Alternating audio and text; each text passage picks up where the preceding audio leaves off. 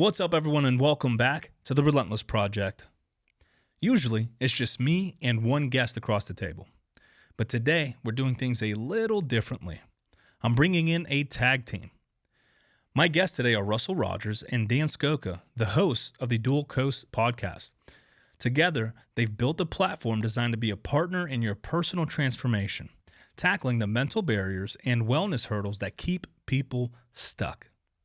But individually, their resumes are just as relentless. Russell is an author, speaker, and personal trainer with 20 years of experience.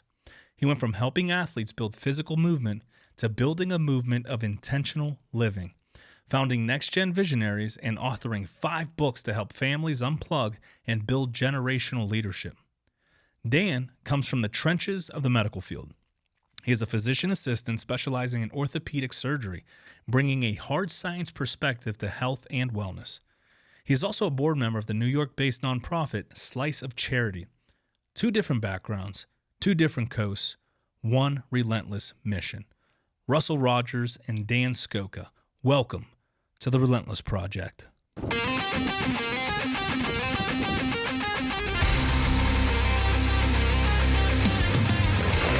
You are now tuning in to the Relentless Project.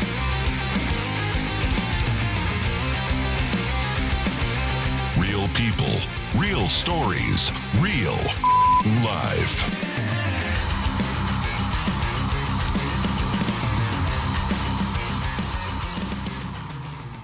Woohoo! Love it. Love it. What an intro. Yeah, dude. Wow. So, We've never had anything like that. Nothing like that. hey, man. I do my homework. My homework. You guys helped a lot too. But the first question I That was was like, detailed, by the way. That was. I don't mess around. I'm relentless in everything I feel do. good about that. I feel good about myself after hearing that. So that's going to be my question to you guys. How does it feel to hear someone else describe you and what you do? Well, it kind of brings things to reality for me. It's like, whoa. For sure. But I do love, like, the intro for you. Trenches. In the trenches. Of the medical field. Makes you Yeah. sound a lot cool. Makes you sound bad. Well, I guess I didn't even. Do you crawl to work? Russell Rogers, Dan Scoca. I didn't even. They should probably put like a face to the.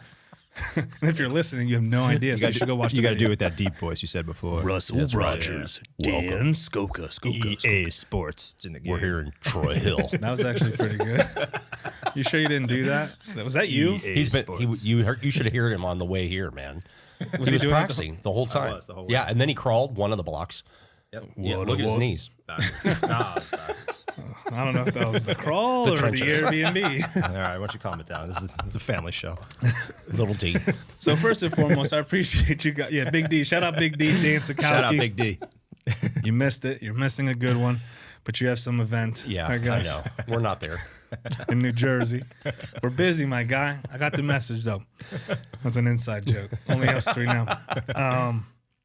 Yeah. So 2 different backgrounds, one mission. How did you 2, I guess, come to find each other Yeah. professionally?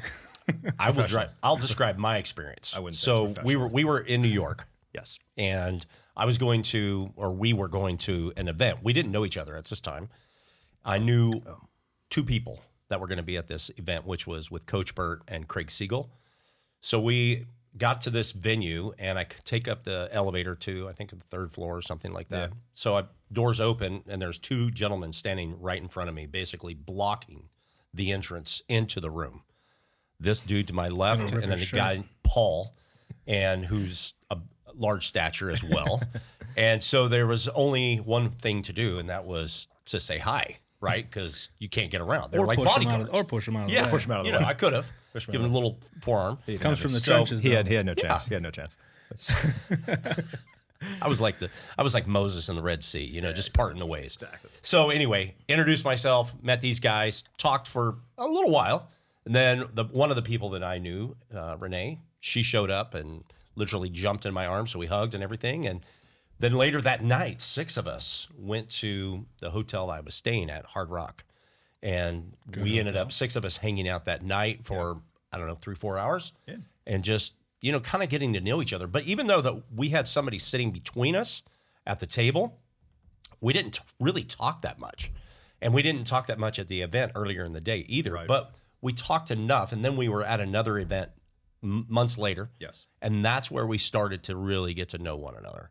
And so that was kind of the opening of our soon-to-be friendship. What was the event that gets someone with your background and someone with your background at the same event? Was it like a health and wellness event? Was it a leadership event?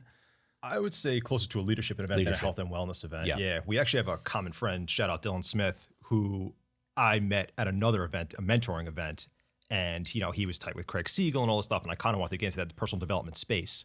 And Dylan hit me up one day and he's like, you know, this event's coming up in the city. You want to come? He's like, I got an extra ticket. You know, you come. And he was going, actually. I didn't know him at the time, obviously. And, you know, walked in and me and him ended up linking up. And yeah, after that, you know, rest is history pretty much. We kind of like, we didn't really have an idea of what we were going to do together. We kind of linked up that night. We talked for a while. And this was the first day. This is the first day, yeah. And then kind of started speaking over time. We had a bunch of ideas of what we're going to do together because I was in health and wellness. You know, he had a health and wellness idea that he was working on with all his books and everything like that and training. So we're like, you know, how do we put something together? And we spitballed for a while, honestly, and kind of landed on podcast. And after that, it's always a podcast, man. Always. It's always a podcast. We're like newsletter, this, that, magazine, and like, you know, we're like, yeah, we're not doing any of that. Let's do podcast. Well, the thing with podcast, like I was against podcasts. The ones I saw or came across was just people talking shit. Yeah. And you know, talking about the new thing in fashion, whatever. I'm like, Yeah. How can you sit here and listen to this all day? Yeah. You know, and then I, you know, obviously come across like Joe Rogan. I've always been a Joe Rogan fan with MMA and kind of like his mindset approach. Like he looks at issues from all sides, and I love talking to people. So like that was like, I'm like, man, the podcast would be great because I get to like all these times I've had conversations with people, and then I go to somewhere else. I'm like, man, Russell and Dan, you have to meet these dudes. They're dope, man. We talked about this. You just had to be there. Well, now it's on camera and recorded. Like I can be like, yo, check out these dudes. Let me know what you think.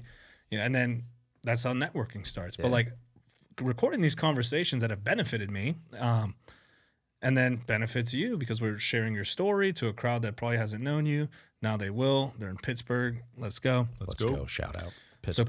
So podcast is the best way to like see someone's authenticity for the most part because you can always put on a facade, but see who they are, see how they speak. And it's like, oh wow, this dude reminds me a lot of so and so. Yeah. So you guys come up on a podcast. How does the name come? I'm a big marketing and behind the scenes guy. This guy right here. So it took me a while, and I was like, all right. And you're gonna laugh at this, but I was like, all right, how do I tie in age difference between us, different cities, which you're only 5 years older than me, right? So I was like, how do I tie in all this stuff? And I'm like, you know, I'm putting things together. I'm writing. I'm like, coast to coast, east to west, age this that. And I'm like, oh man, coast to coast. I was thinking, not a bad name. I was thinking coast to coast, something like that. And I was like, and like there's like there's two of us. I was like, yeah. Couple, this, that, pair. I'm like, this ain't going. I was like, dual. I was like, dual coast. And it took me a while, but you know, we kind of landed on that. And I thought it was a cool name. It was catchy, good ring to it, you know. Honestly, I didn't even think about it that much. I let Dan do most of the things. That's absolutely true. It's absolutely true. I don't think I came up with one name. You got to know your strengths. Dude, he's losing it up here a little bit, you know, so you got to know. You guys, it's got to be a good time every time. I was like, Dan, I know he's a good thinker. He's going to come up with something. That's it. And he did. Hey, like, you're the beauty behind. You're the face. You got to. He's the brains. That's it, dude. That's it. Actually, you're both like. So how do you guys structure episodes? Like, do you come up with an idea and then you just like run with it, or do you come up, or is it like, we like this dude or this chick, let's get her on and let's just flow with it? You know, go ahead. Yeah, you know, when we first started, because it was just me and him, we didn't have any guests, nobody knew who we were and stuff like that. So we're like, all right, how do we formulate episodes? So we come up with a topic, we'd pick like a couple of questions to ask each other and then go from there. And it's like, and then we started getting a guest, and it's like, all right, we'll get the guest, we'll talk to the guest. And then we started doing, the idea was to have just week by week. So we would have me and him, a guest, me and him, a guest. And that was the monthly setup. That was the idea, if I have 2 guests a month. And then proper is him and I. Shut up. He's an author. You better respect your elders when we're on. This guy's not an author. Those are picture books. AI. That's the best. I do best with picture books. Like when I'm ordering food, if there's no picture, it's hard for me to order. I'm sorry. Fair enough. But then it turned into like guest after guest after guest. And now it's like, all right, when the guest is coming on the show, we're just going to ask them these questions. So we kind of go off the guest, honestly, now. But it used to be like, all right, dude, how do we formulate this episode? What are we going to talk about? And then like we came up with like things that were coming up in the, the event space for his events, his books, talk about that, spitball off that, and just kind of make stuff up on the. And honestly, we go off the cuff a lot. Very New York. Almost weekly. Well, I do. I don't usually formulate. There was only one guy that I actually formulated some questions for because I felt like, that was our skater buddy. Yeah. I felt like we needed questions for him, right? Yeah. And it was good. It was really good dialogue. It was good, yeah. It was good. But, I just felt like, for me, I like to be organic. I like it to just, as the conversation goes, formulate questions. Yeah. So.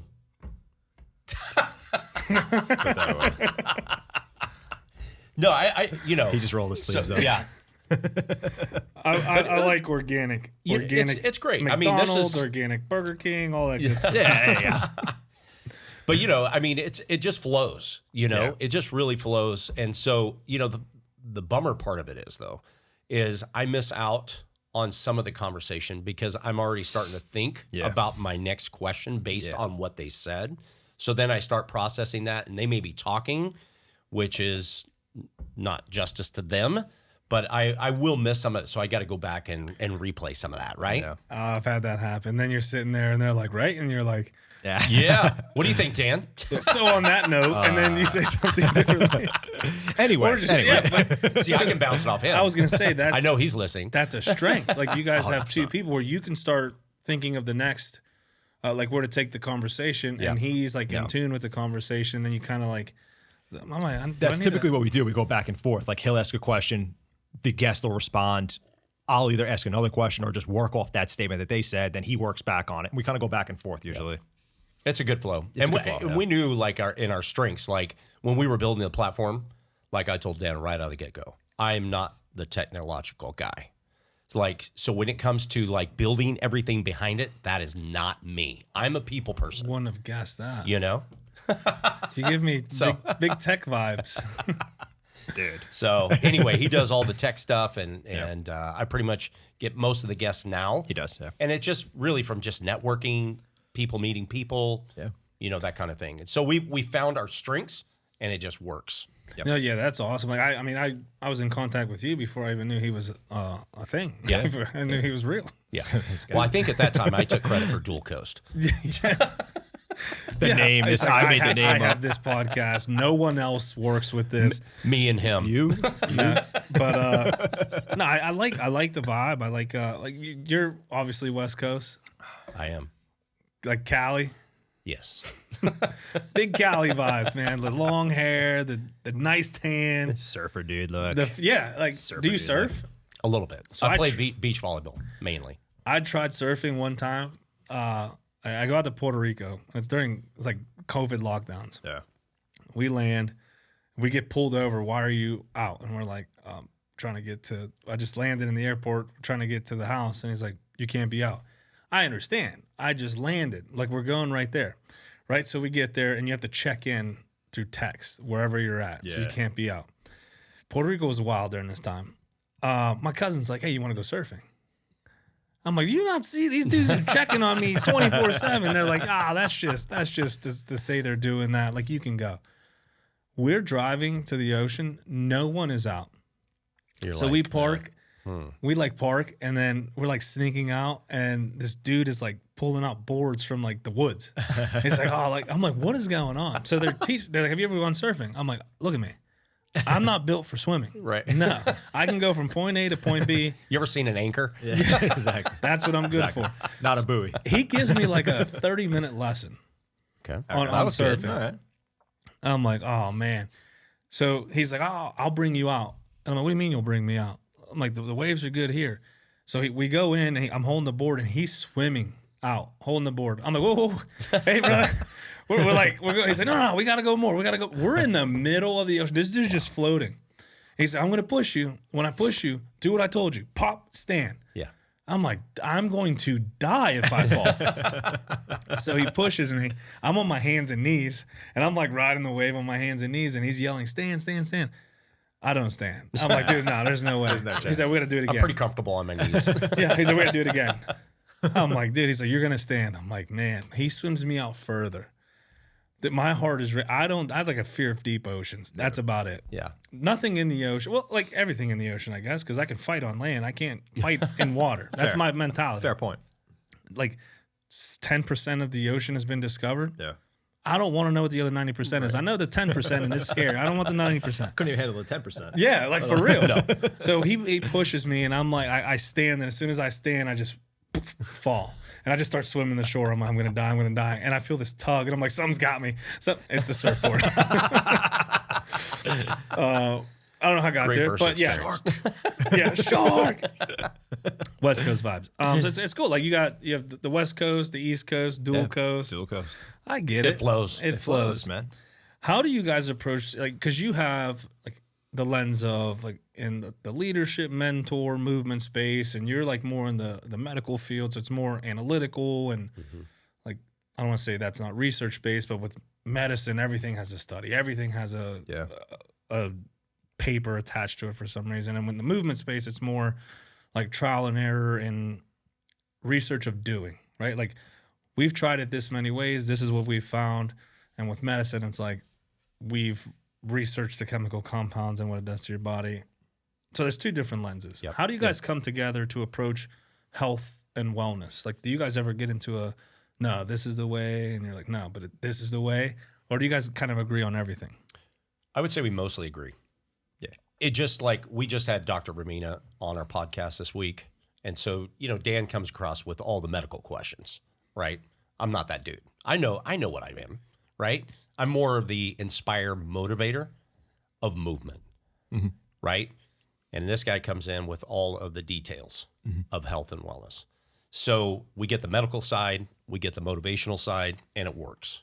And so it's a great combination to where I know the importance of movement. I know the importance of eating right. I know the importance of whatever you need to do to either get in a gym, create your own gym, have a walking buddy, start running, whatever it is, yoga, swimming, beach volleyball, find what you can do and start. That's the thing. That's where I come in. Then this guy can come in and give you all of the analysis, right? All of the data, all of the health stuff. So like piggybacks on each other. Bingo. For sure. Nailed it. I also have a lot of the same beliefs as him in even the health and wellness space, despite being like medicine practice. I believe in the movement. I believe in the functional treatments, maybe like more the holistic approach to things sometimes. Like same thing as Dr. Ramina, I would say, who was just on the podcast. I think like we both have that same type of idea. Like despite me being maybe medicine-based and him being more movement-based, I still believe in all that, the training, all those aspects, the healthy eating, everything, where I look more at like the root cause of things, same way Dr. Ramina would say, and maybe not so much the medicine aspect, for lack of better words. But yeah, I look at things from a functional standpoint, a motivational standpoint, and a movement standpoint too. Which I feel like is what medicine should be. For sure. And there's a lot of people in medicine who follow that as well. But, we run into nowadays, like, and I'll say like, we'll say doctors, right? Because you go to a doctor and this is wrong with me, and they're supposed to have every answer. I was very surprised, the few doctors I shopped through. I'm like, hey, I have these issues going on. And they're like, okay, yeah, we'll put you on this. Like, it wasn't, how much sleep are you getting? What's your diet like? Right. And I was very surprised, which then kind of ego checked me, because I'm like, I'm not getting asked these questions, which means I know these are the questions I'm supposed to be asked. I know I'm doing bad in this. Why am I going to a doctor when I need to figure this out first? Like I was in a place where I was like, wow, I feel so dumb. Like here I am checking a doctor in my mind. I didn't, obviously. But I'm like, well, he didn't ask me how much sleep. I'm not even getting enough sleep. Why do I need a doctor to tell me that? I just told myself that. So like, I went through this process where I'm like, I got to check myself first. Yeah.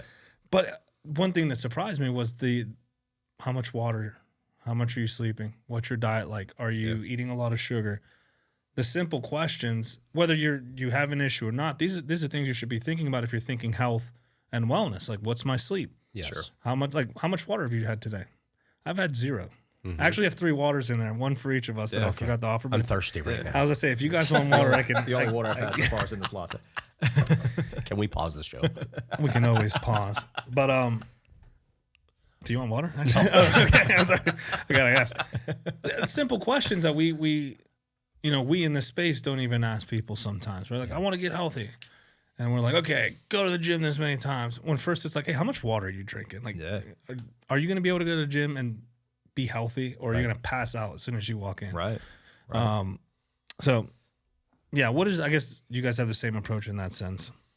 You've been running dual coast for about 18 months. It's a long time. What's the biggest slap in the face you've had being in the podcast space? Ooh. Guess not showing up. But that's a good one. You're remote. Correct. Just not even plugging in. Yeah. So we've had, I don't know, maybe 3 or 4. A handful. I would say a handful, maybe 3 or 4 guests not show up. Yeah. How do you handle that? It's just him and I. We just go off the cuff. Like, okay, we're 2 minutes till showtime. Okay, we're 1 minute. I guess we're going live today on our own. So that's when it really comes into play, though, because we have no idea what we're gonna say, and we got like a minute. That's the worst part. Yeah, we've actually had good shows like that a few times. Yes, our dialogue, our conversation back and forth, because was actually really good. Yeah, because we'll have like a minute, and he'll be like, "All right, they're not coming. Let's talk about this, and this." Like, and we did start one show. Okay. I forget who it was. We did start one show, and then all of a sudden, about 2 or 3 minutes into it, they showed up. Yeah, I can't remember who that was, but that happened too. That's happened too. But I think that was only happened once. Do they once. communicate with you, or is it no call, no show? No, we had 2 people that overslept. Yeah. Because you got to remember, it's 5:30 a.m. Cali time. Right. It's 8:30 East Coast time. Oh, they slept in at 8:30. Yes. No, 5:30. Yeah. Okay. Which I was gonna say they slept in at 8:30, but you're on at 5:30. Yeah, we do exactly. It's early. We do taper a lot of guests, West Coast guests, to make it a little bit later, like a 6 a.m. start, 6:30 a.m. start on the West Coast. But some people we've stuck with these 5:30, and I mean he's up every time. But the guests, it's hard to get up at 5:30 in the morning to do a podcast. And there's been like 3 or 4 times where they haven't shown up, and just like, all right, let's do this off the fly, dude. I even told one gal, set 2 alarms. Because she lives about a quarter mile from me. She's an author. Won't say her name. You should just walk to her door. Yo, podcast time. By the time I get back, you better be logged in. No, we're going to do it right outside her door. We're doing it right here. I got my phone. Sets up outside her door. I'm right outside. Tripod's up. I did interview Santa Claus at Christmas time. He did. It was about an 8-foot tall Santa Claus in our village at Capitola. Yes. And so I went over there and interviewed Santa Claus. He didn't move. He didn't have much to say. He wasn't very animated, dude. But he was 8 foot. Yeah. Only guy who walks outside 5 o'clock in the morning outside residential homes, like talking to Santa Claus. They must have thought he was crazy. It's like, so what's your plan for next year? Rough night? It was fun. So you guys so that happens and you kind of just go off the cuff, which is good to do. It's happened to me a few times. And like the first time it happened, like I'm a big courtesy guy, right? Like maybe too courteous. I'll text you like, hey, logging in. Hey, I'm ready. Hey, let me know when you're like, right. That's the type of dude I am. When I don't get that back, I'm like, what is going on? And it's taking me time to realize that some people just go. Yeah. No plan, that they wake up and they go, and when they're there, they're there. And if you're not ready for them, it's like, well, I'm here. And I'm like, you're 15 minutes late. I didn't think you were going to show up. Yeah. But like, so I'm texting. I'm like, hey, I got the door open. And dude calls. This is 15 minutes past. I'm like, hey, door's unlocked. Feel free to come in. He calls me. He's like, no, he texts me. He didn't even call. He's like, hey, sorry. Emergency just came up. Ain't going to make it. What emergency? And I'm like, but I'm like, what emergency? You didn't sleep emergency. When you got an emergency, the first thing I'm gonna do is be like, I got somewhere to be. Right. Hey, brother, just got this emergency, not gonna be able to make it. You know what I mean? Like, what emergency did you get that you can't even?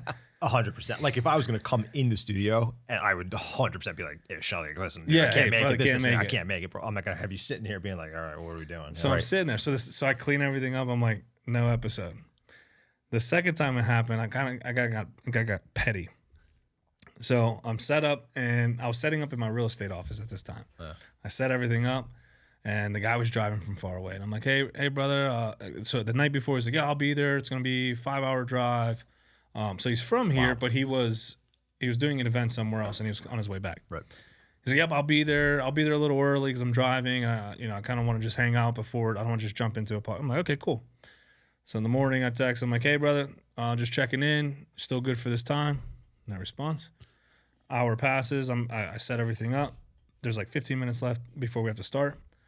I'm like, hey, man, just checking in, making sure you're still good to come in. Nothing. Crickets. Nothing. Half hour after you're supposed to be here. I'm like, hey, brother, if you're not going to make it, just let me know so I'm not sitting here waiting. If you are, give me an ETA. Nothing. So I was kind of petty. So I literally just clicked record. I had no plan. I just clicked record, went over to the other side. I was like, because I would always start with like my face. I'm like, and today's guest is going to be, and then the camera would cut and it would be the guest. Yeah. So I go, and today's guest is going to be, after I edited it, I went on the other side, put the headphones onto nothing, and they just fell. And I was like, absolutely nobody. Came back around and just started talking. Like, Awesome. Yeah, it's and awesome. I had just come back from a big event in Vegas called CJI. So I just talked about my experience there and like what it was and stuff. But I was so in my head and angry. And I'm like, why am I angry? Like, no one knows me anything. Nothing you can do. Nothing I can do. So I was just like, whatever. Ended it. And I was like, you know what? I'm going to have fun with it in the editing. And that's where I kept that part in there. Yeah. But it's I tough. love it. I like it Well, too, with yeah. us, we can bounce off at one another, right? Yeah. And typically there's, like we talked one time, we talked football, we talked sports. Yeah. We've done that a few times. Yeah. Done that a so, few times. just whatever's happening. But usually there's something going on around it Yeah, exactly. that we can, ad lib with, but we always have something to say. Yeah. We're never dry for words. Yeah, we'll talk sports, talk about recent events, something like that. I remember like one time we talked about golf for a few minutes, Yeah. football for a few minutes, baseball. What's Did going you on? see that putt? See that putt? Golf. I can never. I'll play once in a while. It's fun. When people watch golf, I'm like, and they watch it like it's like an MMA fight. They're like, and I'm like, what are we looking at? Well, Like, I'm not that the intense. dude is staring at the ball. He hasn't made a movie, and they're like he can't hear me. We're on, like he's on TV. When people watch it like that, it confuses me. Hold on, he's addressing the ball. Everybody quiet. Yeah, everyone's. He's taking a deep breath, and he's holding it. There's the putt. I'm like, I don't understand what's going on. Get in the hole. But like when I play it, yeah, it's not like that, right? it's Like fun. I'm crashing golf carts. I'm Yeah. swinging, and it's going this way, Yeah. and I'm laughing. Like It's fun. I get yelled at all the time because we were like, oh, not during the swing. And I'm like, shut up, nerd. Like, during the swing. If you can't swing when someone's talking, you shouldn't play golf. That's right. Agreed. That's And I'm not an the expert. Phoenix Open. Phoenix Open. Phoenix Open. Yeah. Have you ever seen that one? Yeah. Waste management tourney. Waste management. Yeah, I think it's February or March. Yeah, so February or March. Don't But- watch golf. I don't. Oh, they go ballistic. Yeah, it's they wild. boo you off the course. Yeah, it's if wild you miss a putt. Yeah. If you miss the green, because there's Wild. one hole that's only like I think 90 yards, Yeah, and the whole 17, I think. stands like 3 stories. It's like a horseshoe around this thing. You get a hole in one. Everybody throws their beer on the Oh course. yeah, like- it's Okay, It's see, a party see, scene. I'd watch that. Yeah. I'd watch that because I'd be It's joining fun. them. I'd watch that. Oh yeah, Yeah, golf. I love playing it. Well, I play it once a year for like work outing. wow, you're avid. But it gets fun, man. Like is fun. I look forward to it every year. oh yeah. And, like all the boys get together, we make our foursome, which sounds it's a golf term. Golf term. Family show. We play off the best ball, which is never mine. It's so funny because like my buddy's really good, and he always puts himself behind, like his group behind mine. He sets up the whole thing, and we're filling ourselves, right? And I'm at the hole and he's yelling. So I remember I'm like I aim towards him because where he's hitting his ball is like right behind me. So I look towards him and I'm like, I'm gonna swing this as hard as I can. And then the guy in my group's like, no, dude, don't do that. I'm like, I'm gonna miss. Bro, I swing and it goes over his head. He ducks, he's like, and then he starts swinging back. I almost hit him. And then he starts swinging back, and I'm like, he's actually really good, dude. Yeah. He's like almost hitting me. I'm like, I didn't think I was gonna hit you. I'm sorry. That's the type of golf I play. That is good. Hardcore golf. Yeah, Yeah. If you could dodge a ball, you can dodge a ball. So, Russell, you started Move Today 365, wrote books to get families away from their devices. We're living in a digital crisis. I call it digital crisis. it is. Yeah. From your experience mentoring kids and families, how close are we to the breaking point with this technology? Like, what are you seeing families and especially children when it involves this iPad that I'm talking about or the phones? So I was at a school here in Pittsburgh over about a year, 15 months ago. And it was -7 degrees. And a lot of the classes were canceled. School was actually canceled, but then the freeze ended and then kids were back in school. So I was there in a classroom with third graders. And I was gave this presentation, very interactive with these kids, right? And told them about the importance of getting off of devices. At the end of the 1 hour that I was with them, I asked the question, so what are you guys looking forward to, like, when you get home? And of course, they all want to get back to their video games. They want to get back to devices. They want to play on their phone. They want to play on games. Didn't matter what I talked about. The 45 minutes to an hour that I was with them, all of that energy, and the first thing in their mind is devices, video games. That's what is ingrained in our society today. And it's a major problem. So think about this. When we were growing up, how often do your parents have to say to you, and mine did, is, okay, Russ, it's time to come inside. Yeah. Right? They would have to argue with you. At midnight. Yep. Yeah. On a weekend or in the summertime. Yep. Right? We're out playing hoop, my buddies and I. We're out playing hoop in the front yard because we have nothing but farm around us. So we're not disturbing anybody's sleep, right? So, but, at midnight, my parents are like, all right, you should probably consider coming in now, right? Yeah. Now the cows are going to get you. Yes. You know? So now we're trying to force kids to get outside. It's just the opposite. Oh. Like, all right, we're turning off devices. How many parents set parameters on devices? Kids are on devices 6 to 8 hours a day. Think about that. Personal devices. Not counting the school devices. That's right. Exactly. It's more. Yes. So when they get home, they're on this thing for 6 to 8 hours. So first thing in the morning, noon, whatever, if the school doesn't have their own, set of parameters, for kids not getting on devices throughout the school day, because more and more schools are starting to do that, more and more districts. And more kids are learning how to get around it. Exactly.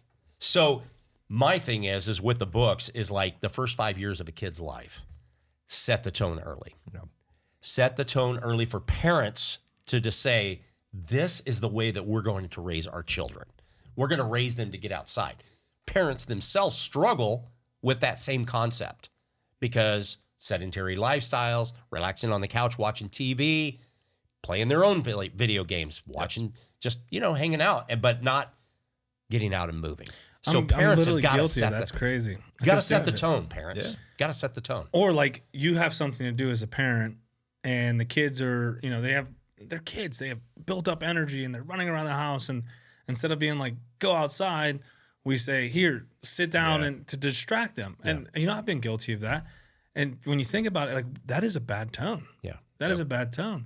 And when you mentioned growing up, I literally would get grounded from going outside because I would stay outside so long. Yeah. And I grew up in the project. So it was like, hey, before the street lights come on, come in because a different crowd comes out. Yeah. And I'd push it. And my mom would be like, if you don't come inside, you're not going outside tomorrow. And that was like, no, I'll come inside. Think about that, right? And like, if you want to go to a friend's house, if your mom drove by, your dad drove by, you'd see the bikes outside and be like, oh, everyone's there. Okay, that's where I'm going. We don't have that today. Today, It's like, hey, I'm going to ground you. I'm going to take your iPad away. Yep. Yeah. And that's like detrimental. Yeah. Oh, yep. Not being able to play games, not being able to talk to friends, right? Whatever it is. Yeah. I agree. So you're obviously, you see that. And I'm sure you've got the question, like, what do I do? I was that parent, or I am that parent. How do I handle this now? Mm-hmm. Like, do you have any advice for maybe people listening who are falling into that, or maybe they're falling into it themselves? Like, how do they go from the device being the kids' everything to, I want them to go outside. I want them to move. I want them to change. Like, how do you go about doing that? So, a good representative of that is Matthew McConaughey, who didn't allow his kids to have iPhones until they were 16. All right. So that is so rare in today's society, right? So think about that. But really, we have to ingrain the parents to say, listen, even before their parents, this is the route you should go. This is what you should take. Because if the parents aren't willing to set the tone, then what can you expect of the kids? You can't, you know? So if they're not going to do it, then why would the kid do it? They're going to follow the lead of what the parents are doing. So if the parents are sitting watching TV, playing video games, whatever, then they're going to most likely do the same thing. So we got to have role models as parents. So the psychology of the books that I wrote are from infancy to 5 years of age. And the psychology of it is this. You read the book or you read the pages, and each one, which is a picture book that Dan loves because he doesn't have to read much. They are picture books. That's why I can bash him. They are picture books. But I do have reading books. Sense. So What makes sense? You can, yeah. This whole time I thought it was This like a works. fun There's no day. words. He's like, yeah, it's no author. It's a picture book. There are words. He's an They're just illustrator. big. They're big words. But it's just encouraging parents to read the book and then strap on a backpack, front pack, get the stroller out and get your child, 1 year, 2 year, whatever, or 3 years, they're getting on a scooter, they're getting on a bicycle. Let's get out and move. So the activities change as the child begins to, become of age. So it's every picture that is there is exemplified in a way to say, parents, this is what you got to do with your kids. Go fly a kite. Go build sandcastles. Go to the park. Do something community-oriented. Plant flowers in a community garden. Whatever it may be. Just take a walk around the block, right? But just get outside. And so it's all about outside activities. There's other books, reading books that you would enjoy. I'll have to check Unplugged. them out. Yeah. You mentioned kite. When's the last time you saw a kite for sale? Oh, dude. Well, I live at the is- beach, Well, so I okay, see kites fair. all the time. Okay, that's fair. But like, What, Long Island? Yeah, you see kites on the beach and stuff like that, but like, I feel like you see them a lot more. I would see them at See 'em a lot Walmart more, and man. Kmart was big. Yeah, over Kmart, here. yeah. Like I haven't seen a kite. No. That's crazy. Yeah, but I feel like you should see a lot more at the beach though. Like, I mean, Yes. we both live on the water pretty much, but I used to see way more kids running down the beach with the kites, stuff like that. Not so much anymore, man. Like, I want to ask you a question too. What's your take on teachers also? Wait, are you in charge of this show? We're all in charge. Tri-Coast podcast, baby. taking over. But do you think teachers or the education system should be pushing the same thing that the parents are pushing 100%. simultaneously, right? 100%. Yeah. Yeah. So teachers have them for 8 hours a day. Right. Roughly. Right? So teachers have got to do the same things. Superintendents, principals, whatever level, everybody needs to set the tone. Right? Everything That's has moved to laptops. Yeah. Like the standardized testing. I remember, my hand cramping from filling in the bubble with the state standardized testing. Yep. I just found out all this is online now. You're in front of a computer. Yeah. The kids' homework. Yeah. Online now. Everything is in front of a screen. Yep. And I get it. It's like it helps with, what's the word I'm looking for? Streamline things. It keeps everything, online so you can grade it immediately. So it makes things easier, it makes things smoother, but what are we robbing from our children in their future? A lot. Their entire lives are in front of a screen, and then we wonder why they can't go say hi to someone. COVID didn't help. Yeah. Yeah. That's true. It didn't. That's true. I mean, that was multi-year process that we're still recovering from. Yeah. Oh, we see it in policing, right? Like there's this new younger age, and for years everything was through a screen, and now we're asking them to go have contact with someone, and this person may not be as receptive, and it turns into like a fear, life or death thing, because you ask them to do something and they tell you no, and then they close in on your space. Mm-hmm. They don't mean anything by it. Maybe they're just. But you're like, oh, well, I haven't had, oh, you're close, you're in my bubble, and we freak out. Yes. Yeah. When back in the day, growing up, we used to roll, we used to throw each other. Connection was the thing that we grew up in, and now it's like connection means like a Wi-Fi connection, so that you can talk to someone. Yeah. Connection for me, and this is what I preach and teach, is community. Yeah. That's connection. For sure. Right? Yeah. It's all about community. So we've got to have one another.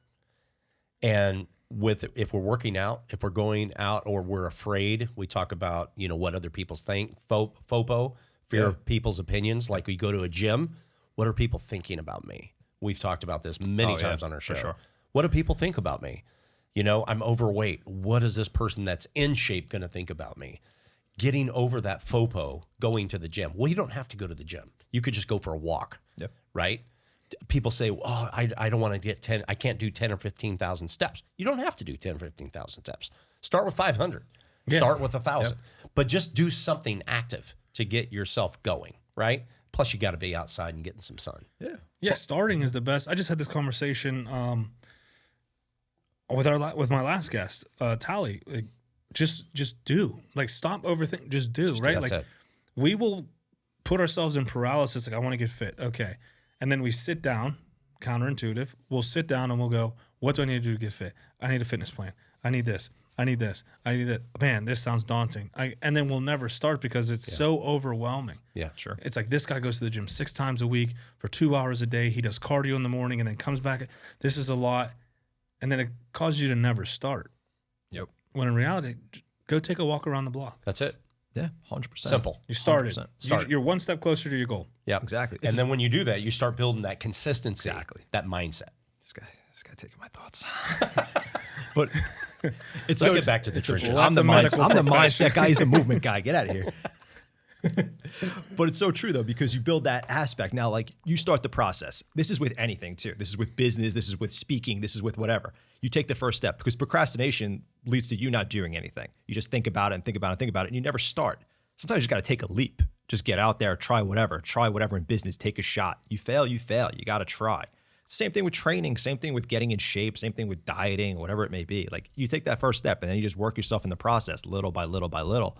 You know, and we've talked to guests, and I would say majority of guests almost have the same answer when we ask that question. Like, you know, how do you start, whatever like that. Take the first step. Just get outside, walk around the block. Keep it simple. Keep it simple. And then, okay, you don't have to be in the gym. Like, you know, you could be anywhere. You could be walking down the block. You could jump rope in your garage. Like, you know, he does. Work with bands, push-ups. whatever. Do push-ups, anything. You could do it in your house, wherever you are. Literally could do push-ups anywhere. I feel like doing some right now. You can't do a push-up. Please. We're going to do a push-up contest after this, and we're going to record it. Let's do it. But it's so true. You just take one step. And, like, you know, that's another thing too. Like you just said, doing push-ups. Like, everybody's gonna be like, oh man, I saw this guy online doing 150 push-ups. I can't even do 5. Like, and it deters them. It deters them so quickly. Yeah. Well, do one.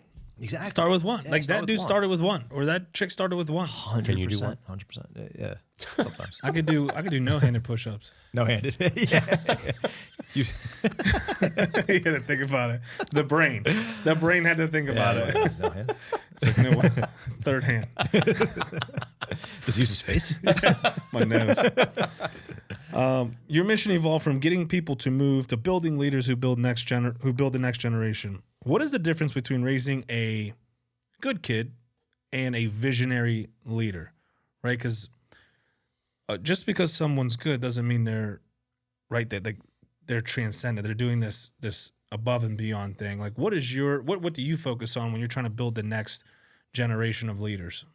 You know, people look at leadership like, what is leadership? And I remember reading a book from John Maxwell.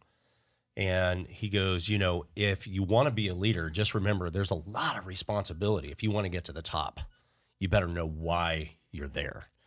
And if you want to take a leadership role and nobody's following, all you're doing is taking a walk. Right? So as leaders, who are we leading and what are we leading? And, you know, with Next Gen Visionaries, my whole purpose and goal behind that is to develop leaders of vision. I was inspired by Walt Disney, reading a biography of him, going back and looking at Walt Disney's life as a child. Like, you know, thinking about him, like he was a sketch artist. Like he would just draw on pages and books, right? And then he started to sell it to friends and the newspapers. Then he went to art school. And then all of a sudden he goes to college, and now like he creates this imaginary place of the greatest place on earth, right? And millions upon millions of people. And it all started from a little sketchbook, right? What's crazy is he was told he wasn't creative enough. Isn't that wild? Yeah. Right? How many of us are told that? And then he's deemed as one of the most creative people. Yeah. Yes. Yeah. Yeah. So, when I think about visionary leadership and I think about people, what do you desire for your home? What do you desire for yourself? What do you desire for your business? Do you have that mindset in mind to create this vision for what you want to accomplish in life? We get one shot at it. It doesn't mean we're going to stick with it, because I changed gears at 53 years of age. Right? Damn. No. So, 53, He's bad, man. He gives you the faces. I know. He's jealous. A lot of wisdom. A lot of wisdom. No, that's good. Like, so it's having the mindset to envision all this, but then taking the steps appropriate to put those in place, right? And if you think Walt Disney, he didn't think of the greatest park in the universe with the best marketing schemes, and he started with a sketchbook. Yeah. That's it. Yeah. That's it. And now it's I forget who it was, but he did the mindset behind Disney's marketing. Broke everything down, like the sales channels, the funnels, and everything. I'm a big marketing guy, and I'm looking through this, and the way they set it up from their Disney Plus shows, like all that is funneling to the park for a character. Mm-hmm. Yeah. And he was saying it like in the park, we'll test characters, and if the people love the characters, then we make merch, which then turns into movies, or vice versa. Sure. So they're always testing, but that's the mindset of like what Walt Disney started. Yes. Like one of the biggest visionaries, and he started with a sketchbook. I didn't even know that. I didn't know That's that it. either, yeah. And then what I did know about him is he applied for a job either in media or something, and he didn't get it because he wasn't creative Yeah, I've heard that. enough. Did you know that? Yes. Yeah, like and then Are you kidding me? But sometimes, like for people listening, sometimes you may try something that is not for you, but it's only going to set you up for something even better, right? If he would have gotten that job, would Disney World, Disney, the brand, even be a thing today? Maybe not. Yeah. Maybe not, because he would have hit his ceiling. Yeah. Or maybe he would have been creative enough and gone, you know what? No, this is more for me. We don't know, but Yeah. like, and you don't know about like when an opportunity passes you, maybe it's a good thing. Maybe it's preparing you for something else. Yeah. Yeah. Goes back to just that first step too, because he could have got deterred when somebody said he wasn't creative enough and be like, yeah, this is not for me. You know? Yeah. And he still went for it. Right? Yep. Yeah. Now, when you put yourself out there, we talk about this. Dan talks about it all the time. You put yourself in the room, anything can happen. And I think, for visionary leaders is like some things are planned and some things evolve. But when your mind is open, clear, and aligned, like things will happen. Yeah. Things will happen. And you got to realize there are so many things that are happening around you that you're missing. You're missing the opportunity for things that are happening around you to create something. Like visionary leaders are looking to resolve, right? A solution to some problem. Mm-hmm. Like what is out there that's a problem? Can we resolve that? Yeah. Right? So my mission is, can I resolve it? Not by myself, but I'm one of however many that are out there that are saying, let's take the initiative to the people, to the schools, to the kids or whatever to get out and move. Yeah. Right? Yeah. Imagine a better world. And to piggyback off that, opportunities come and go. And a lot of them may seem like, I'm not equipped for that. Make yourself prepared for the opportunities that come. That's why, like, when people look at me, they're like, you do a lot. Why do you? I'm always taking advantage of the opportunities presented, right? Yeah. And if it doesn't work out, it doesn't work out. I learn, adjust, overcome, and figure out for next time. But the last thing I want is to not be prepared for the opportunity that will change my life. Yeah. So I'm always learning, I'm always growing, always connecting, always networking, because if and when that opportunity comes, I will be ready. I will be able to step into that. Mm-hmm. But that's not going to happen if you're sitting on your couch watching Netflix all day. That's right. Wondering, why is everyone else getting everything and I'm not? Mm-hmm. Yeah. Are you putting in the work? Are you putting in the time? Are you expanding? Yeah. We go to the gym and we work on our bodies, but are you working on your mind? That's right. Yeah. Are you working on your relationships? Yep. Like those are very important. And it's not going to happen by you sitting on your couch. Like you have to push yourself and get into these uncomfortable spaces. So when an opportunity comes, you're like, wow, I think I'm ready for this, or I'm ready to deal with it and learn. Yep. That's why comfort kills, man. Comfort kills. That's just such a true statement because, a lot of people don't want to take that risk and put themselves out there and, put ourselves in the room. Like I always say to Russ, I'm like, we wouldn't know each other if we didn't put ourselves in this specific room. We wouldn't have this relationship. We wouldn't have this relationship if me and you weren't in. We wouldn't know you. Like same type of idea. And I think like people don't want to take that uncomfortable step and like say, hey, I'm going to go to this conference. I'm going to go, jump in this room. I'm going to talk to these people. And even when you're in there, you got to make yourself uncomfortable. You got to talk to people. You got to put yourself out there, take the risk. People don't want to do that because they're comfortable on that couch. They don't want to take that step. They don't want to make that progress because they know where they are. They know where they stand. They don't want to take that risk. And I think failure's got a lot to do with that. Yeah. They're scared of failure, scared of people not responding to them, walking up to them, talking to them, making that relationship. And I think like, even if you get shut down, you still got to carry on. And people have that such a fear of being shut down. Hey, what's your word this year? Uncomfortable. Uncomfortable. Yeah. What? Yeah. What just happened? Word of the year. That's his word for the year. Yeah. Is to be uncomfortable. Oh. Yeah. Well, you got to preface me with that. Like, what's your word? He's like, what? A safe word? Okay. What kind of show are we running here? Bananas. Yeah. It's like uncomfortable. No, I love this because you guys will hit like an amazing topic and then we do something funny. I don't want to take away from that. That is hilarious. But no, uncomfortableness. We don't want to put ourselves out there because of fear of what? And this fear is always created by who? Ourselves. That's it. Yourself. Like, you reach out to me. I could be like, oh, a live podcast? No, man, I don't know this guy. I don't know their intentions. Put myself up. This doesn't happen. I don't go with your event tomorrow. Yeah. Whatever that grows into. Like, all that's to come. Or let's go backwards. Big Dan. I don't take advantage of Big Dan's opportunity of him coming. Maybe we don't get connected. Yeah. Maybe he's not talking about you, by the way. Yeah, no, it's Mini Dan. Yeah, whatever. Mini Dan sounds way better. Mini Dan sounds way better than Little Dan. But like, we do this to ourselves. And I used to be that kid growing up. Something uncomfortable. I'm like, oh no, I can't do it. When I decided to enlist in the military, it was like, oh man, what's gonna be scary? It's gonna be scary. I did it anyway. And like that's the story of my life. It's like, I'm gonna do it anyway. Yeah. Deciding to become a cop. I'm gonna do it anyway. Like I don't think I'll even get in because of my past. I'm gonna do it anyway. Oh, like here we are. Starting a podcast, putting myself out there. Scary. I'm gonna do it anyway. Yep. Like just don't hold yourself back because of the fear that you create. And most of the time, when we are so scared to do something and make the decision to do it anyway, we're always like, oh, it wasn't as bad as I thought it was going to be. Yes. Every single time. 100%. And yet we still do it. Yep. And you know what else, Ish, is that once you do it the first time, do you know what happens the next time? It's easier to do it the second time. Easier. Yeah. Right? Because your mind, you have been preparing your mind and you know that you can overcome and you know that you can do it.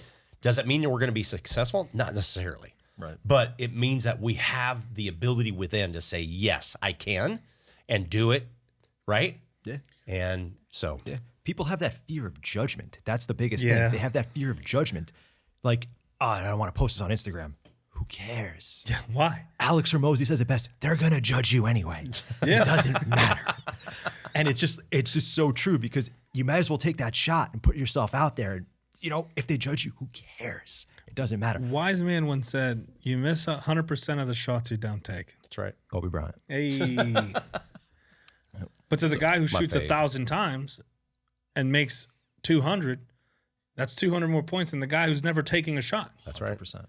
Yep. And that's the perfect metaphor right there. Yeah. Medical professional. Yeah. What is I always read about this. this. To his nose. I was no, like, the brain. There's this. It's not that kind of show. There's something in your brain that the more you do something that you don't want to do, you start building this. I forget what it's called. You're talking about like a neuroplasticity change. Yeah. Yeah. So the more you do things you don't want to do, and it's not hard things, right? It's like having to do the laundry. You don't want to do it. You have this feeling of not wanting to do it. You make the decision to do it and you follow through. You start building that neuroplasticity so that the next time you're encountered with something you don't want to do, you're more inclined to do it. And the more you do that, it builds I call it the discipline muscle. It's not even a muscle. It's something in your brain I completely forgot. But I was reading this research and I'm like, wow, you can literally build the discipline to hit the gym every day for hours a day by doing hard things at home that you don't want to do. That's right. Yeah. Applying that to everything. Yep. Everything. Yep. So on to the medical expert. NP. He's like, stop calling me that. There's a lot of liability involved in this. I didn't sign a waiver to be on this show. As a PA in orthopedic surgery, you literally see the physical breakdown of the human body. Oh. How much of the trauma and surgery could be prevented if people just took ownership of their wellness beforehand? Yeah. Honestly, a lot of it. I mean, people from a standpoint of medicine, I see a lot of people with obesity, and it happens so much in orthopedic surgery and in medicine in general, in all honesty, and people just breaking down from that standpoint, breaking down joints, having to bear weight on their spines that they shouldn't be holding, things like that. And a lot of people lack in a lot of categories: cardiovascular activity, strength training. You see so much muscle atrophy over the years as people haven't trained. And then they kind of wonder like why their body's breaking down and why their joints aren't holding up, and they question it and just like, well, you didn't really take care of yourself in any aspect for the last 30 years or so. You didn't move, you didn't do anything. And I'm not even talking like seeing physicians or seeing doctors and taking specific medications for yourself. I'm talking about just general care for yourself, just keeping your weight down, maybe taking a supplement or two, exercise, things like that. And I think that's like kind of goes back to this root functional medicine that's overlooked most of the time, is that people don't get into the movement space. They don't take care of themselves. And maybe it doesn't catch up with you when you're 30, 40, 50. But then when you start turning 60, 70, you're like, okay, I didn't take care of myself. I wish I took care of myself a little bit better. I should have. And I feel like that's happens with so many people.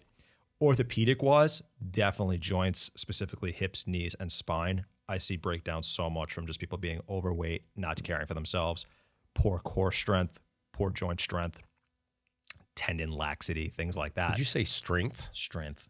Or strength? Strength. Strength. I come strength. Very strong guy over here. Calm down over there. Strong.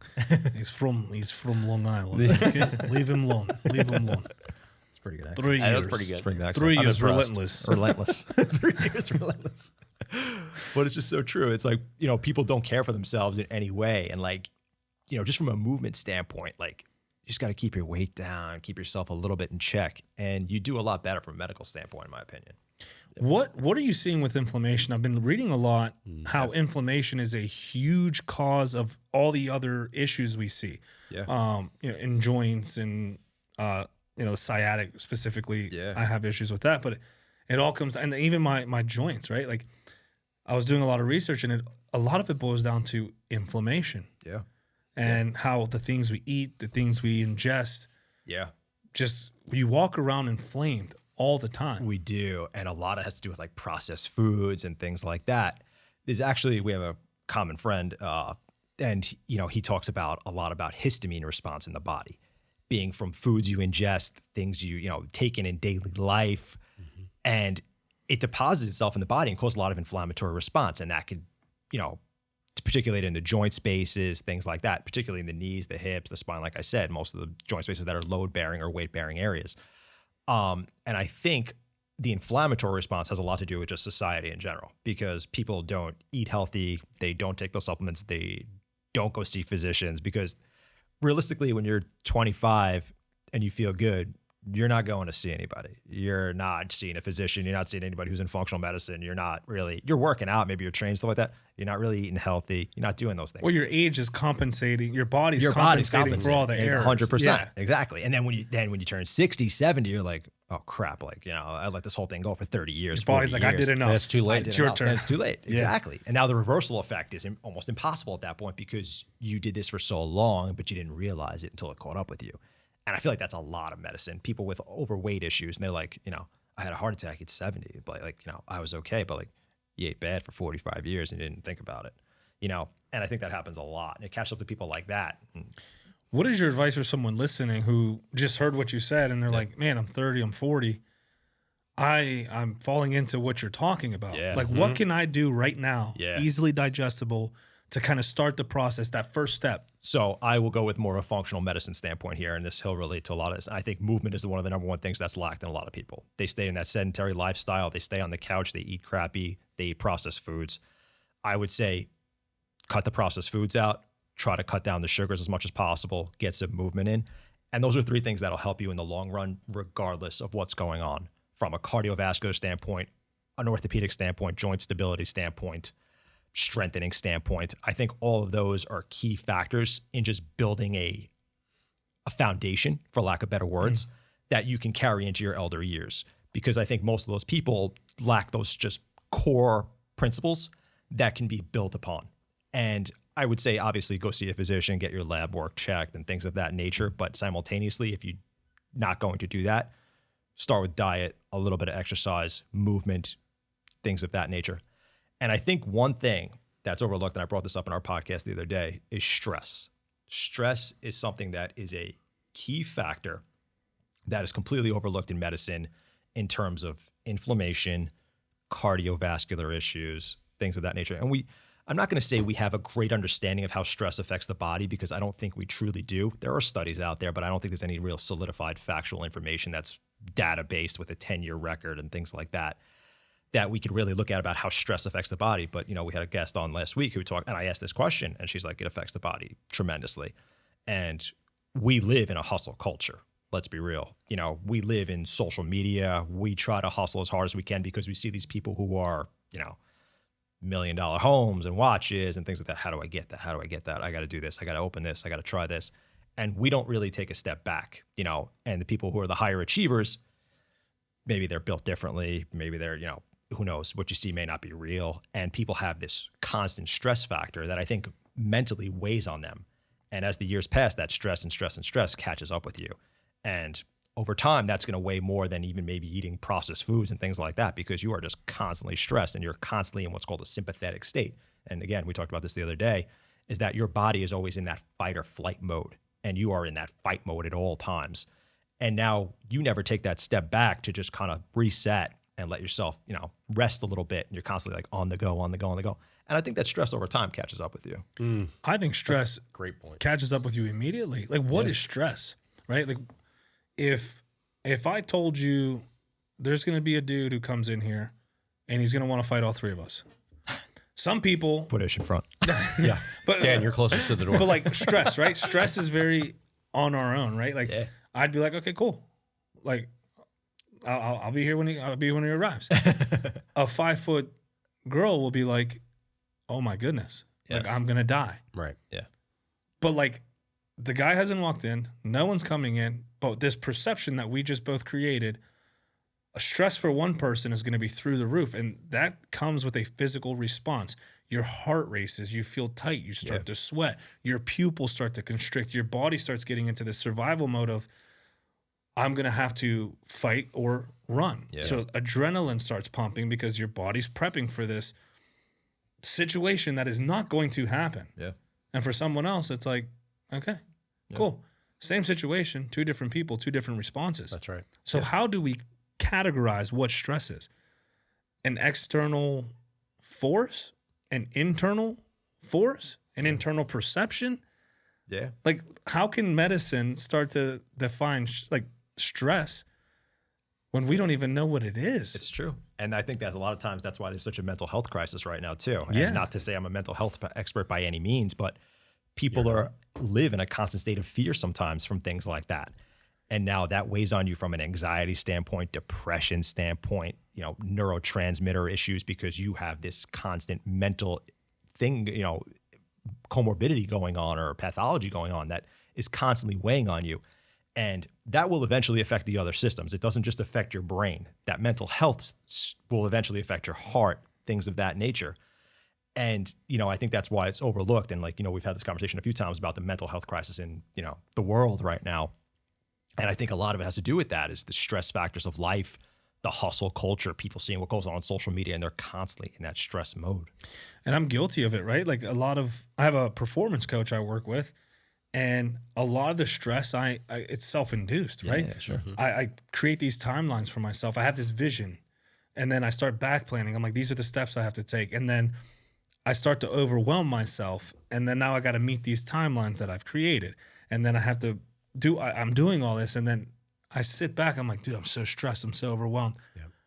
And then when I can catch it, I'm like, this is everything I created this. This is an opportunity for me. Yeah. These are blessings that I've been given that I Like, but I'm doing this to myself. Yeah. Like if the podcast doesn't release, I'm fine. Yeah. I'm alive. Right.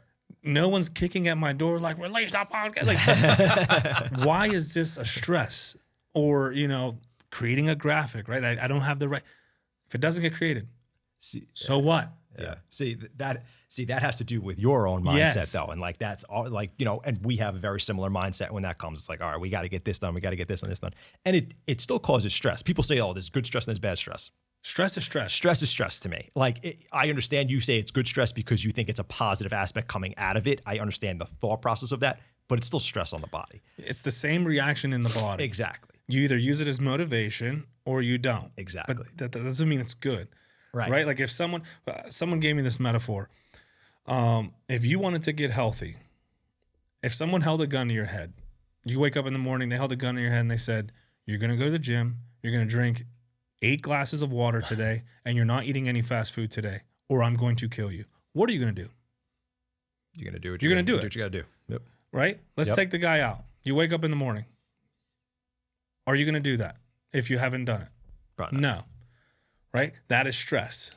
Yeah. A good outcome comes from it if you do it. Yes. You're going to the gym, you're drinking water, and you're avoiding fast food. Yeah. But what is your system going to be going through when that gun is at your head? Yeah. You're still stressed You're throughout the whole still process. stressed. Yeah. I'm going to die. Yeah. The gym's not even going to be the same because you're working out, but your cortisol levels shot through the roof because your stress is there. Like you're doing the same movements. Okay, let's do this. You do this stuff. There's no gun involved. There's the person with the gun to his head, and there's the person who just does this every day. Who's going to get the most benefit from the gym, the 8 glasses of water, and avoiding fast food that day? The one without the gun. The one without the gun. 100%. So what is stress? Yeah. I've never thought of this. Stress is so real, yet it's not tangible. It's not tangible. Absolutely. Unless true. there's like a stress chromosome we don't know about or a stress chemical. Maybe. But that's to the people who get paid a lot more than I do. But all this to say, like stress, whether it's self-induced, if it's self-induced, recognize it, start doing things to probably try to alleviate that.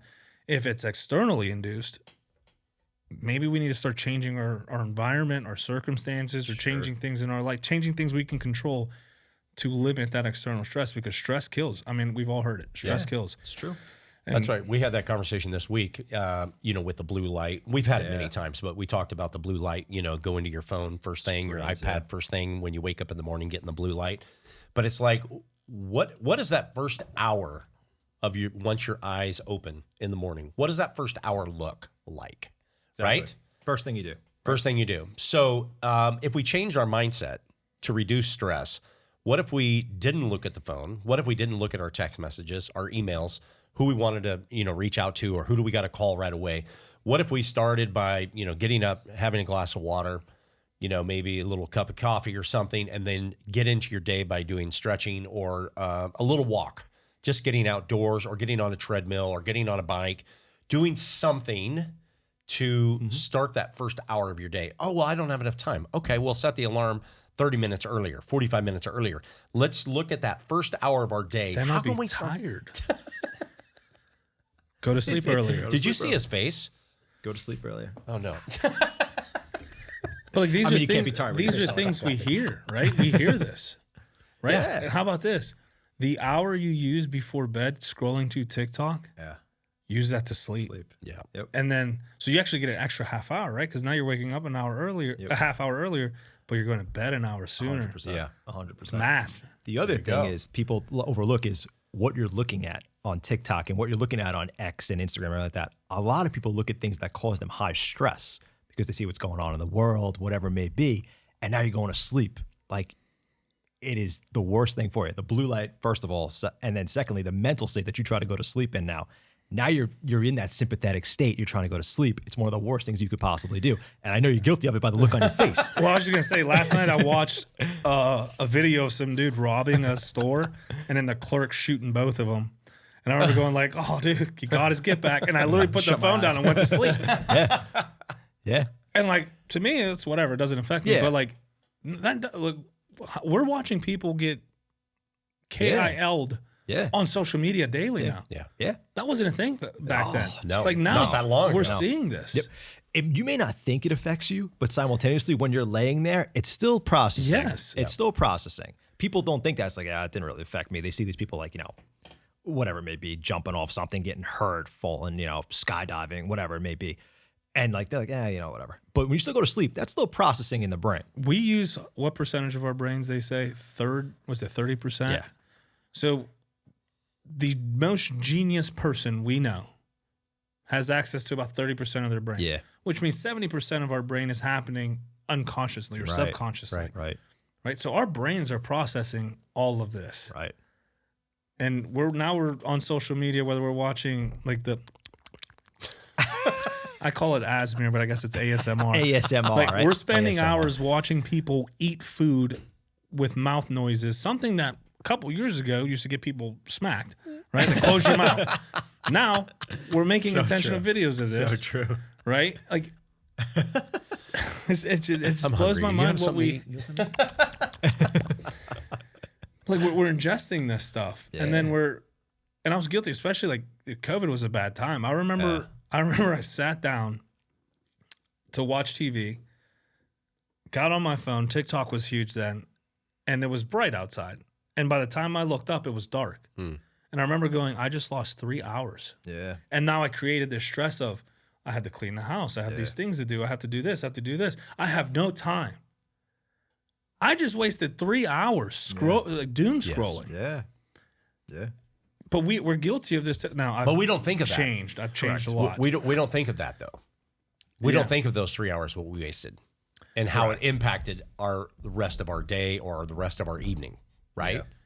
Yeah. What do we do now? What now? You're rushing, which means you're probably going through things, not putting your best foot forward because you're just trying to get it done. Right. And then you're stressed because that's not done to your normal potential. Yeah. And it's creating this avalanche that's accumulating. And then at the end of the night, we're full of stress. So now we can't sleep because we didn't get everything done. Now you carry it into your next day. Yeah. Are we seeing something here? Yeah. Are we seeing something, people? Yeah. Just continuous process. Yeah. And if you're offended by this, probably start with, what are you doing? Take an inventory of your life. What are you doing that's taking time that you don't need it to take time? Yeah. Yep. I had my performance coach, shout out Jay. He's like, yeah, you're doing a lot. He's like, but do you have the energy for it? You have the time. Mm-hmm. Right? Because I'm always like, my mind's always do more. He's like, I'm sure you can make the time. Like, do you have the energy? Yeah. Yeah. And I'm like, yeah, what do you mean? He's like, do you? And as I think about it, sometimes I'll sit to do a graphic and nothing's coming to me. And I'm like, man, this is so frustrating. That's not having the energy. Yep. Right? Like, normally I would be clear-minded. I could sit there, and right now I'm creative blocked. Yeah. I'm just filling time being busy. So like the thing he says is do less better. Start with doing less better. I like that. And I'm like, man, which is an ego check to me, right? Because I pride myself in all the things I do. Yeah. Yeah. But it's like, are we doing it to the best of our abilities? Are we just being busy and taking time from the things that matter, i.e. doom scrolling? Oh, I just need 15 minutes. All right, take a 15-minute break, walk around, get some fresh air. Yeah. Or is your 15-minute break hitting a Marlboro Light and sitting down on TikTok? Yeah. Which one is a better 15-minute break, I guess? Yeah. Yeah. But how many times are we asked, like, how's things going? Oh, I'm so busy. Yeah. What does that mean? I know. Right? Yep. Really? What does that mean? Is that good? Is that bad? Yeah. Like, because we're all guilty of saying it, right? Busy is a badge of honor. Yes. Yeah. But really, what does that really mean to be busy? Busy or distracted? All the above, right? All the above. Yeah. It's true. So when you think about and you start breaking down your day, well, really, what am I busy doing? Yeah. And is my busy productive, or is it wasted? Right? True. Yeah, it's very true. I think too, like we look at busy, like I just said, as a badge of honor. People want to hear like, oh, what are you up to? Oh, dude, I'm so busy. Like, and then people are like, yeah, he's busy, he's doing his thing and everything like that. But are you really, like you just said, are you really busy? My new reply will be good for you. Yeah, good for to see like, exactly. good for you, to see what the response is, right? Because if someone hits me with that and my response is, well, I'm doing this, I'm looking for affirmation. Yeah. I'm not really busy. I'm looking for an external affirmation. Yeah. If your response is, okay, like, then you know what I mean? You know what I'm trying to say? 100%. I'm gonna test. That's gonna be a test that. Yeah. Like, I'd like to do a little tests with the public, right? Like, my podcast was not getting any views or anything. I was like, Why if are I we get on a this show? if I get a blue check, this was many years ago. If I get a blue check, we're still not getting views, but I love the people I talk to. How many people are listening? I was like, if I buy a blue check mark for $11, watch how people change. Yeah. And I was in conversation with people. They're like, nah, it doesn't really matter. I'm like, you'd be surprised. Because the first thing people say is, oh, so-and-so follows me. How many followers does he have? And they look for the blue check mark. Yeah. When I paid $11, by the way, anyone can pay $11 and get a blue check mark. Mm-hmm. It's not anything fancy. Right. When I bought that, the amount of people who reached out to be on the podcast, literally like the next week, was insane. Really? And I was like, my little research thing worked. Yeah. I'm like, that's crazy. This perception we put on people, this perception we put on things. Yeah. A blue check mark. Yeah. I don't know how I just got to that, but like, we're talking human behavior, so I think it fits. But why did I get to that? Dan, what do you want to talk about? Yeah, I'm not sure. No, so on the topic of podcasts, obviously the medical field is like very rigid, right? Like everything is boom, boom, boom, boom. But the podcasting wellness space is very open-minded, right? Like we're having conversations that may differ or may be similar in approach, different mission, same method, same mission, different method. How do you balance the strict science of like your job with the holistic approaches of the guests you bring or your co-host? I just want to take a second to shout out a few companies who believed in me. These were one of our first official sponsors, so huge shout out. Today's episode is proudly sponsored by Carbo Jewelers, established in 1997 on the values of honesty and integrity. Whether you're searching for the perfect piece, need expert repair services, visit Carbo Jewelers in Newark's Ironbound District, where your jewelry is always in safe hands. This episode is also brought to you by Continental Jewelers, proudly serving Hudson County, New Jersey since 1964. Whether you're seeking a timeless piece or need expert repairs, they've got you covered. Visit Continental Jewelers, your trusted source for all things jewelry. You can find them on Instagram at Carbo Jewelers or online at carbojewelers.com. Lastly, big shout out to Carbo Trading. Besides coins, precious metals, and jewelry, if it could be traded and collected, he's probably got it. They can be found on Instagram at carbo.trading. You can find all of our sponsors out online on our sponsor page at therelentlessproject.com. Yeah. So, I granted, I work in traditional medicine, yes, and orthopedic surgery is based on traditional medicine, research, and everything of that nature. But simultaneously, I also have the belief in more of a functional standpoint, a movement standpoint, a diet standpoint, a wellness standpoint, mental health standpoint, and which is similar to Russ's beliefs. And, and I think a lot of the guests we bring on have that belief system too. I would say it's more of a holistic approach that I truly do believe in, as opposed to the traditional medicine that I actually work in. But I do like the whole idea of, functionality, training, movement, dieting, what the certain foods do to the body. So I would say I don't use it in my daily practice so much, but I do have the belief that holistic approach is more of a appropriate thing to kind of ingrain in people's minds.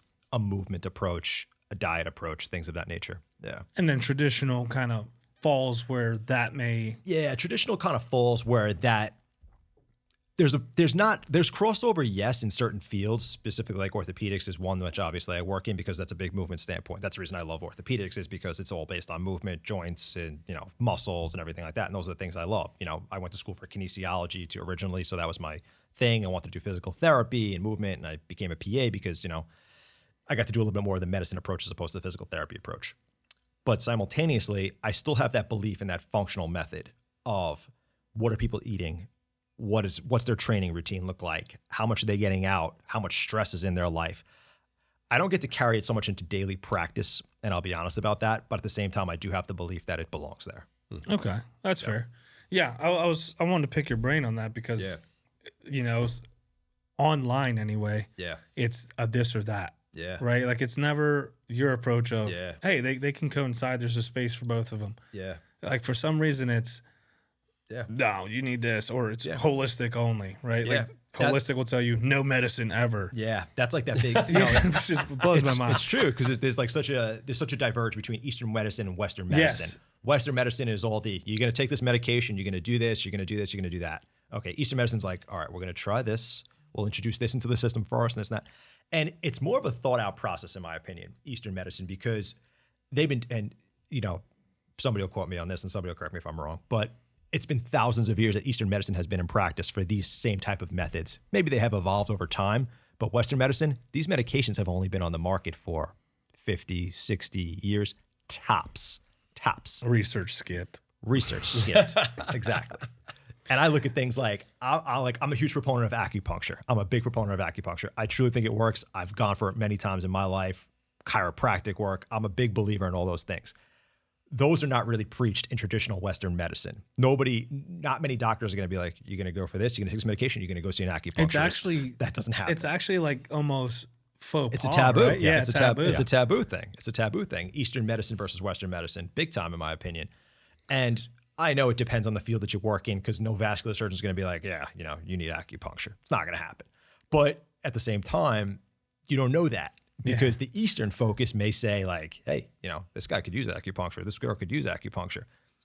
And there's a lot of things that are overlooked, but there is a big taboo between the two practices. Yes. What about the ones that are afraid of needles? Yeah. Then Me. Don't go to the they don't acupuncture. go to acupuncture. I hate needles. Do you? Seriously. The tattoos say No. tattoos say otherwise. No. I love that. I love when people tell me that. The those tattoo marking needle pens? goes into your skin like seeing a needle go into a vein, or the thought of it going into like a muscle, I freeze up. Every time I'm giving blood.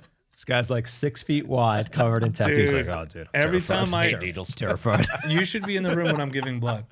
I have to stare, right? It's like a train wreck. I have to look at it. It's not like I pass out. It's not. It's just freeze, right? Like, and then the nurse knows. So then picture this. I'm a grown man, and she's like holding my hand. She's like, "It's gonna be okay." And I'm like, "I know." I'm like, "I know." I don't like needles. Didn't you bring your med kit here? Yeah. We're gonna do a draw right after this. As they're going in, she's like, "So tell me about your day."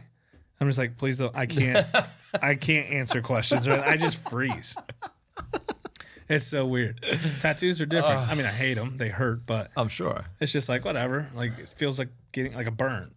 Just seeing the needle and thinking of it going in. Yeah. And then especially I have a whole different impression of you right now. good. All right. Changed. Up until my knee surgery, true story. Up until my knee surgery in 24, end of 24, I always thought a catheter was a needle left in you. Right. Yeah. It's not. Yeah. So they're putting my IV in, and I'm like, she's like, it's gonna be okay. And I'm like, it's just like the thought of the needle being in me. She's like, there's no needle in you. All right. I was like, what is that? She's like a plastic tube. Correct. I was like, really? She's like, yeah, you can bend it. Because the whole time I'd be like, because I don't want to bend the needle, right? She's looking at me and she's like, it's a plastic tube. She's like, look, you can. Yeah. And I'm like, it's mobile. Yeah. I was like, so much okay. better. I was like, that actually makes me feel a little better. And then she's like, I'll see you when you wake up. And I'm like, what? And then I woke up with apple juice. So like, whether it's, again, human mind perception, I'm like, oh man, this like thing is in me. Yeah. It's a little plastic tube. Yeah. This whole time. I thought it was like they left a needle and then I'm like, man, I can't bend this. I remember going into the OR like this. I got an MRI and my hand is up. I'm laying down and they're like, you can put your arm down. I'm like, no, it's good. And I literally left it 20 up. minutes. Literally. And I can guarantee you now that man. thinking back, they're probably like, That's so funny. got This guy's another one. nuts. Got another one. This guy's nuts. Yeah, for sure. It's all about understanding. That's right. So you're on the board of Slice of Charity, a nonprofit in New York. What is a Slice of Charity? What's its mission? Yeah, so we're a nonprofit organization founded by a good buddy of mine, Anthony Supa, who's a Marine Corps veteran. So he created a foundation that is very much human related, I would say. So we focus on veteran affairs. We focus on a lot of childhood issues. Toys for Tots is one of our biggest donations or one of our biggest events that we actually host every December. That's on Long Island, but we're trying to branch out into other states and stuff like that. We actually just got approval to go into Florida, so we're going to start doing some events down in Florida area. But we're very much human related. We focus on anything really going on at the time. I wouldn't say we specify in any specific region, but it's mostly veteran affairs and children. Nice. Way cool, right? Yeah, that is cool. What is like? You said Toys for Tots. Like, Yeah. what's your, I guess, flag? Do you guys have like a flagship event? Is that would be Toys for Tots? Yeah. So we do have a flagship event that's usually like the week before Christmas. We start doing donations in September, October type of thing for toys. We get a bunch of toys ourselves. We do a Ronald McDonald House run all the time in early December or so. So we go to Ronald McDonald House, do a big toy donation there. And then we have a big event at this venue on Long Island. It's called Oheka Castle. It's pretty famous. Many people know about it. And we do that every single year about the week before Christmas. Host about 1,500 people, I would say. Usually come. We try to raise in the realm of 3,000 to 5,000 toys that we donate to Toys for Tots. And, the Marines come, they take the toys away. It's a really great event. Yeah, we do Toys for Tots here, but the police have presents from police. Like that's a big one we've seen. Okay. I just love the idea, and that's something I always volunteer for, and we donate to the Children's Hospital here. Yeah. And man, like big bad man, police or whatever you want to call it, like I get called, I get broken. Really? Mm-hmm. Broken when I go into these rooms and I see these smiles bigger than life with kids who are going through the worst thing and they get to shop and stuff. And I remember there was a little kid pulling his, I don't even know what you call him, but he's got his where his bags like are his hanging. IVs, yeah. His IVs. And I'm looking at him and he's like telling me thank you. Yeah. And I'm looking at this kid like, you don't know how you just changed my life. Yep. Like having the opportunity to be able to do this. And like his mom's like, she tells me, she's like, he's got 2 weeks. Yeah. And I look at her and I look at him and he is smiling because he's getting Christmas toys. And the thing that hit me was he's not even going to be able to enjoy these because Christmas is more than 2 weeks away. Right. Yep. And I'm supposed to sit here and just smile and give toys to kids.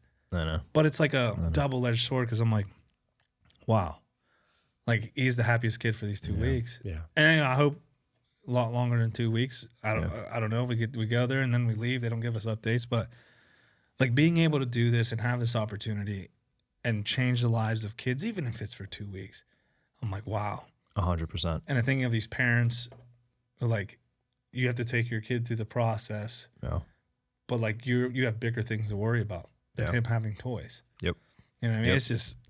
It's crazy. Yeah. It's crazy. Life's not fair, but if we get to do something, why not? And put a smile on their face. Yeah, totally agree. Like, you guys are very big people oriented. I can tell from just talking with you guys and like the event you guys are here for tomorrow. It's all for children. What is all that? By the time this airs, we're going to be past that. But I don't want to take away from it. What are you guys doing tomorrow? What is the big event here in Pittsburgh that you guys are a part of? Sure. Yeah, Kids of Steel, P3R. It's marathon weekend in Pittsburgh. We love that. There's 5K, 10K, the regular marathon on Sunday. Yep. Then there's the kid run, which is a mile. So last year there was about 10,000. Yeah, you should lead the pack. Should. I might do all right. See him get smoked by all the kids. That would happen. Last year there was 10,000 kids and 7,000 parents on Saturday morning, and there was already, I think they ran a 5K right before it. Yeah. So, but when we showed up at the parking lot across from PNC Park, like we were blown away. Like we knew the numbers, but until you show up and see thousands upon thousands of kids, and you don't see them all in one shot. They go in stages of like 20 heats or something like that of about 1,000 kids and parents in each heat about every 15, 20 minutes. Right. Just all morning starting around 9:30, and they leave from PNC. They end up at Point Park. Mile run. It is absolutely amazing. I've been on the other side at a school with P3R promoting the kids run and seeing it before the run. And so seeing these kids just all excited, and signing up and everything, and then seeing them there at the starting line, seeing them at the finish line and coming through our booths. We set up a booth there, Move Today 365, along with Dual Coast. We've got, wristband giveaways. Yep. And so we're out there, with the kids, with the parents. We're having fun. We're interviewing. And we're just there to basically support, but also promote wellness. And as a podcast, but also from a wellness standpoint. Yeah, that's awesome. Like, and we just have fun seeing these kids like get after it. Oh, and the crazy thing is, like, I don't think kids have the, like, as an adult, you're going through the stress. Whether you run marathons or not, you're like, man, I got to do this. This is my part time. This is did I hydrate? Kids are literally showing up, going, run now? Okay. And they go, and maybe they're tired, and then their parents are like, come on, let's go. And they're like, Okay. Yeah. And they just go. Yep. It's true. As adults, we're so in our heads about it. Like, be like kids. Yeah. Like, they're like, okay, we have to run. Yeah. Okay. Till we get told to stop. Okay. Yep. And they just go. Yep. I remember watching a video. It was a marathon, but her daughter ran in to help her cross the finish line, but there was still like a mile left. And the daughter just like going, and like whoever's filming, and I'm sitting here like, this mom just ran all this. She's like, probably like, oh man, this is sweet. But like, she's in her head about focusing, keeping on pace. And the daughter's just like, look at my mom. And she's just running. Look at my mom, looking at the camera. Look at my mom. And I'm like, she's running a mile. Yeah. Yeah. And like most adults don't even run a mile. Right. No. Right. But like the kid mind, it's something that will always blow me away because they don't perceive things as we do. Yeah. They just do. And sometimes obviously they have different fears, but like they just do. Yeah. The kids just do, especially with these marathons or like jiu-jitsu.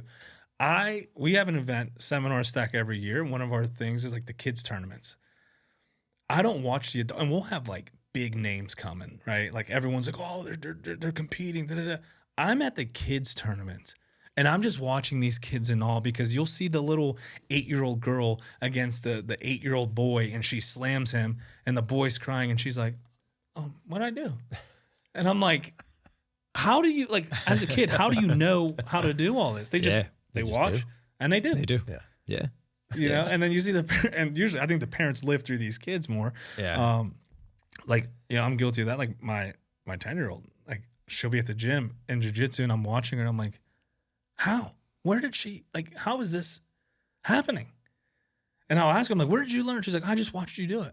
I'm like, oh, that's how we learn now? That's how we I'm learn. like, you need to watch more YouTube jiu-jitsu. Like, Yeah, that's exactly. what you need. I'll approve the iPad for that. World champion. Yeah. But it's just how children are and how they approach life. And then we get older and we allow all the noise to just ruin things for us. Yeah. And here are kids just doing. Yeah. It's true. And the parents have a great time.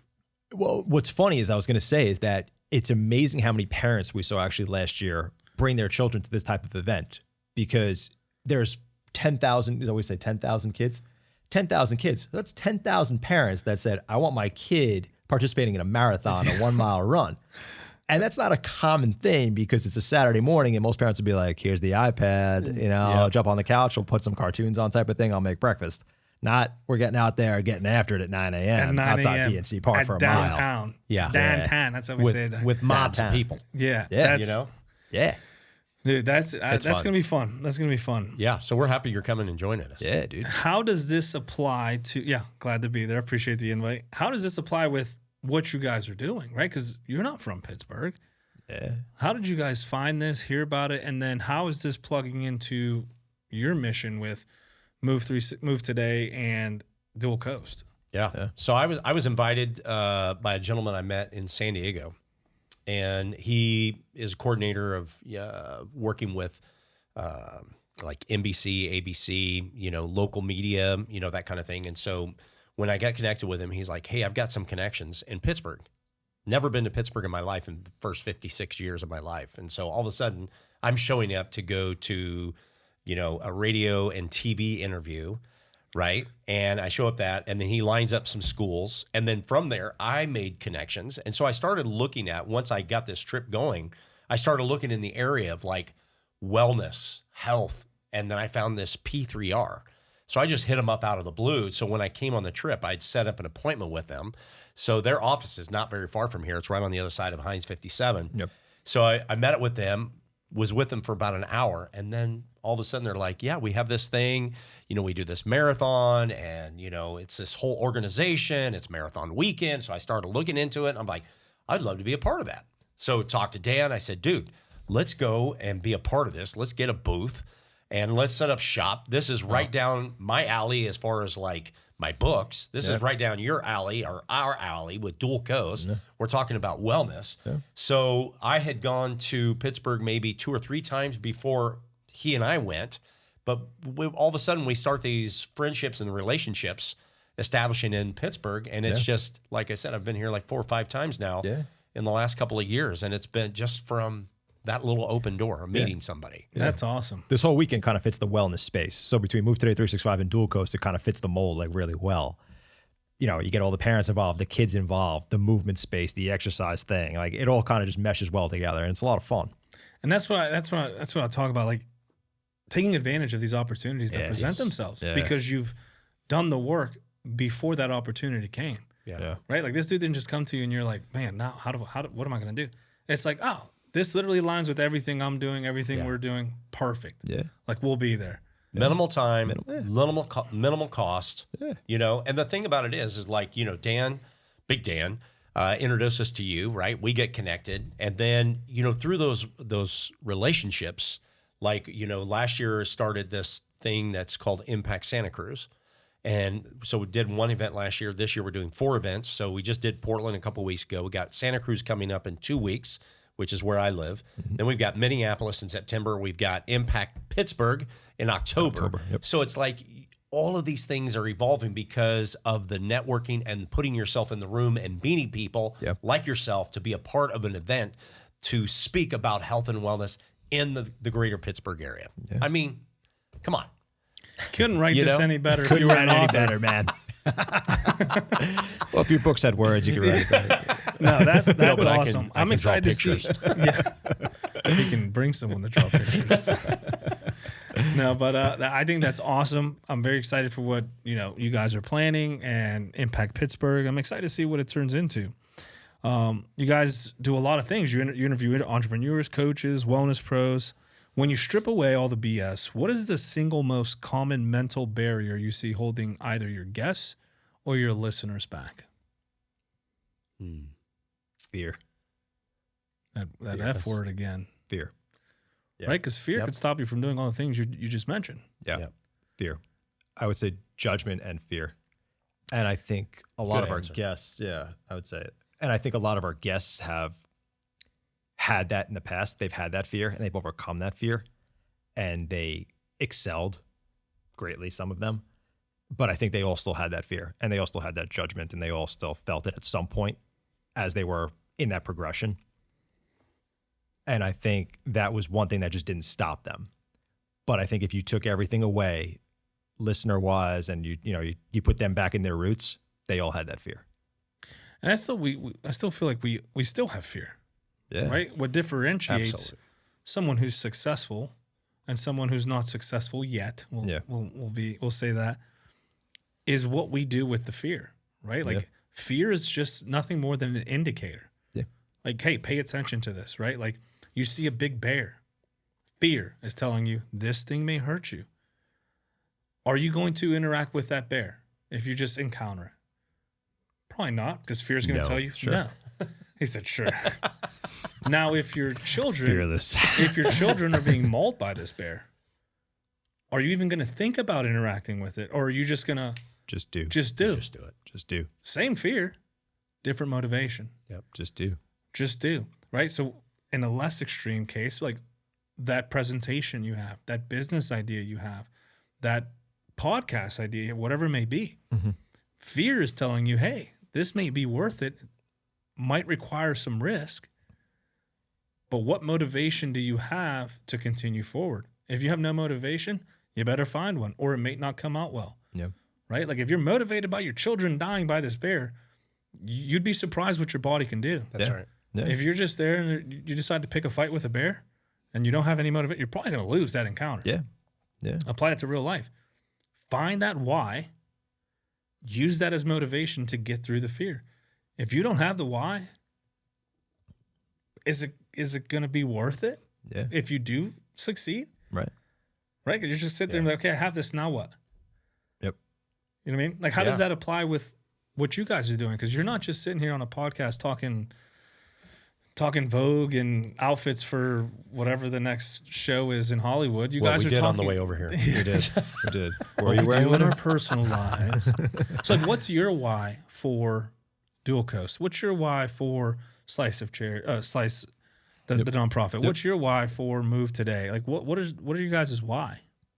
I think it comes down to how can we best impact people? How can we impact them? So yes, our Dual Coast is all about health and wellness. Move Today 365 is all about health and wellness, but we're not doing our job if we are not impacting people. So how can we impact people? Well, we can we can do it by interaction, by conversation. We can do it by example. We can get out there. We can show people. We can talk about. We can encourage. We can motivate. We can educate. And the real goal is like, you know, when I hear people say, you know what, I'm now walking. You know what, I'm now eating better. Yeah. When I hear those kinds of things, then I know the word impact is making a difference. So when we talk about impact live events that we're doing, it's an experience. It's not an event. I want people to experience it. So I want people to experience what it is to maybe lose 5 pounds. Maybe that's not their goal, but just because of activity, they're motivated, and then that happens, right? So people waking up, looking at life a little bit differently. Yeah, I totally agree. Totally agree. I think impacting people was the biggest reason we kind of started doing this in general, honestly. Yeah. It's that getting the word out there, getting our thought process out there, having guests on there who agree with that thought process, and then how do we mass produce that, for lack of better words? How do we get everybody listening? How do we get people to change the way that they think about this? And I think that was the biggest thing. And, you know, we want them to make the change. And we kind of, I'm not going to say we preach that, but, you know, we talk about that, and we have people on there who bring about that knowledge for these listeners. And I think impacting people is one of the biggest thing. And I mean, I have that with a nonprofit too. I like to, you know, impact all the kids, impact the veterans, you know, in the best way possible. Same idea. And I think like tomorrow's event, same idea. We want to impact those kids, impact those families, and bring together a little bit of knowledge and try to, you know, push our goals and tell them, you know, what we're about. You know, it was interesting. Last year we were at the marathon, and I had some of my books out there, and I was in Pittsburgh back in January when it was -7. Yeah. And I was actually at one of the schools that we got in there with the Kids of Steel and P3R. And this girl that came up, and she goes, "Hey, I remember you." I mean, it was only 5 months earlier, but she goes, "I remember you. You're Russ Rogers." I had gone to her school. And so it obviously warmed my heart that she remembered me, right? You had some sort of impact. Yeah. Yes. Yeah. And so I got one of my books, and I, you know, signed it over to her, and I gave her a gift. That smile on her face, like she was so excited. Yeah, we took pictures together. It was amazing. Like I'm getting tears in my eyes right now just thinking about it, because it really it meant something to me, but it meant something to her. And I was like, and it goes back to that word, impact. Yeah. You know, it's just, if we can change a life, just like you did in the hospital, you put a smile on a kid's face that might not be alive 2 weeks later. Yeah, that's tough. But it's that once you see that impact and you see what you're doing kind of be branched out, and it's not about you, but like you do feel good when you're like, wow, look at that kid, that kid's smiling, or that person's life's changed, or when that person reaches out and goes, "Hey man, I heard your episode and it inspired me too." Yeah. I'm just like, okay. Yes. Yeah. I can do the next one. That's right. Right? Like I can do the next one. That's your drive. Dude, that's your why. It's a why. It's a why. You know, and I was going to say, how, with all this self-help out there, right? There's books, there's countless podcasts. How do you ensure your mission is being applied to those kids? Like how do you, when you're talking to kids or when you're having that guest on, like how do you ensure that it sticks? Right? Because for me, it's hard, right? I can only talk so much. Yeah. And like, I don't have these events where I can follow up and follow through. Yeah. Like you guys have that benefit, right? Like you speak to these kids and you come back and then you get to see like, hey, where are you at? Like, what'd you do? Yeah. Like, how do you ensure that your mission is being applied? Yeah. For me, it's just living it. Oh. It's just living it. If I can live it and exemplify it and somebody catches on, then I know it's going to stick. Yeah. Yeah. I think it's also just doing the best that we can, and also, you know, try to put the word out there, our beliefs, our thoughts, and, you know, hoping people listen and take that into their own perspective and their own lives. But, you know, can't always guarantee that, I guess, at the same time. But, you know, it's always your hope that, you know, you put the message out there and they carried it. I guess it's the feedback too. I remember I do a lot with a local fight promotion, and I do like the post-fight interviews and stuff, and I'm cleaning up everything. The night's over and I'm leaving, and there's a guy, and he's like, "Oh, you're the Relentless guy." And I'm like, "Oh, wow, somebody, you actually recognize me?" I'm like, "Yeah." He's like, "I watch your episodes all the time. I use them for education." And I was like, oh. Oh my God. What am I educating? I was like, first, thank you. But that really hit me. I'm like, man, what am I putting out there? Like, I got to make sure I'm on my stuff. Like, if one person is using this for education, I'm not an educator, but like it really adds fuel to like I gotta make sure my messaging is like on point and I'm being honest and intentional. And then not only that, when your kid tells you like all the kids at school are listening, I'm like, I swear like a sailor. Now I'm like, man, there's kids watching this. Kids probably shouldn't be watching this, right? Like I can't control what people say and stuff, but like it almost gives me a sense of like, man, I got to be on my stuff. Yeah. Like I don't get to slack off. Not in real life, not on the podcast, not in anything, because you matter. You can inspire people to do good, or you can inspire people to go down the wrong path. Yeah. That's right. Yeah. That's a lot of weight. We have enough of that. Yeah. Right? Yeah. We have enough of that. And the thing about it is like when something bad happens in the world on a daily basis, what impact does that make? Right? Because it goes on and on and on. And then that negativity breeds more negativity. Yeah. So we need more on the other side of the spectrum.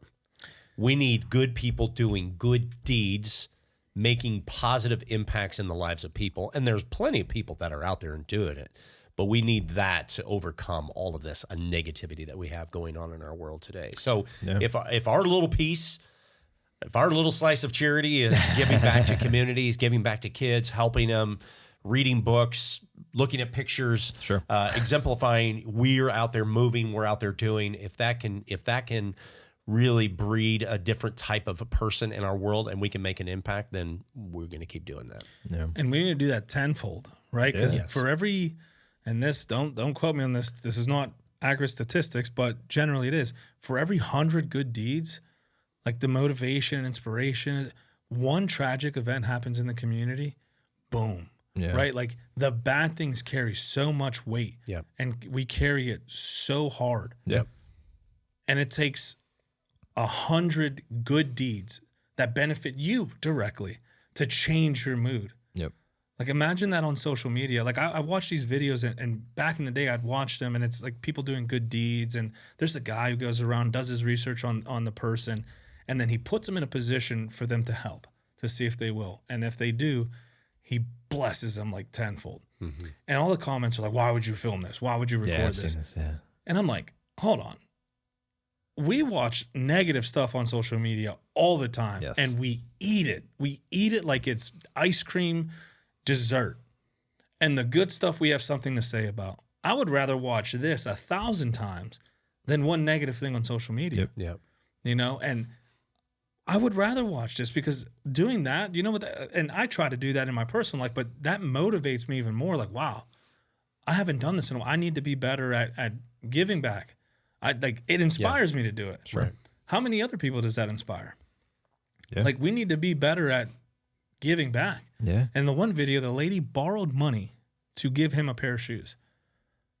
Talk about the heart you have to go in debt for a stranger you met 20 seconds ago. Yep. How many of those people walk around today? We don't know. Don't know. Mm-hmm. But the more you do it, the more you surround yourself by people like that. You're like, wow, man, the world is a good place. But if you surround yourself by negativity, you're like, the world is in shambles. And we see our political climate. We see all these tensions, and it's like, oh, the world's over. Like surround yourself by some positivity, and maybe that changes your framework. Yeah, for sure. Yeah, I was doing it January last year, and that's when the -7 degrees and school was canceled and everything. So I'm in my hotel room, got my laptop up, and I'm actually still teaching to some of these kids in classroom settings online. So, this one particular junior high, there was probably about 15 kids on this one class, and I give this talk, for about 25, 30 minutes. And so this one girl who was a 7th grader, she's like, all right, so I kind of have a question, but it's really not a question. She says, so you really got me to think. And I go, oh yeah, what are you thinking? She goes, you got me to think that if I made changes in my life to become a better person, then I might be able to impact the world around me to create better people. Like, whoa. Yeah. 7th grader giving me a lesson at the end of it, right? We can all make a change. We can make a change for the better to make our world, whether we're reaching out to millions, we're reaching out to thousands, or we're reaching to 5. We can make that 5 better, that if we become better. Yeah. And that's why I do what I do. I love that because I always say it. It's like we complain about things, but we're not the first people to do the thing we're complaining about, right? Like a perfect example, metaphor I heard, leaving dumbbells off the rack, right? Yeah. At the gym. We complain about that, like, oh, these people so inconsiderate, and then we'll walk past it. Yeah. And it's like, you hate the sight of dumbbells not put back, right? Right. Whether it's because people are lazy or whatever. You just embodied that same thing by walking past it. Well, it wasn't me. Right. That's fine. You have the ability to do something about it right now. Yeah. Right? So, like, I started doing this a long time ago. I'll put stuff back. I'll even, and this is part of OCD, I'll put the logos up. So, like, the weights are up. So when people go there, and I would just do it because I like the way it looks. Yeah. And then, you know, obviously someone comes, gets them, and it gets messed up. But, like, I'm like, okay, I feel good that I did something. Small setting of the gym. A couple months later, some dude comes up, big jack dude, which we always listen to the gym bros, right? He's like, why do you always put people's weights away? I was like, I don't know. It's annoying to see him like just all out. Like, I'm like, you're walking, you stub your toe or something. I'm like, aren't you going to be glad someone put them away? And he's like, I never thought about that. And I'm like, yeah, I mean, I didn't either. That just came out of my mouth. But like, it looks good to me. I hate seeing them down. It's just what I do. Right. Or like when the benches are like different, I always lay them flat because it just looks nice. People probably think I'm so weird. Like, hey, you work here? I'm getting paid. But like cleaning them down. That's I gotta start charging for that. Now I'm wiping everyone's weights down. But it put me in this process, and then years later, like last year, I read a book, and I forget what book it was, but he was talking about doing the small things and going that extra mile.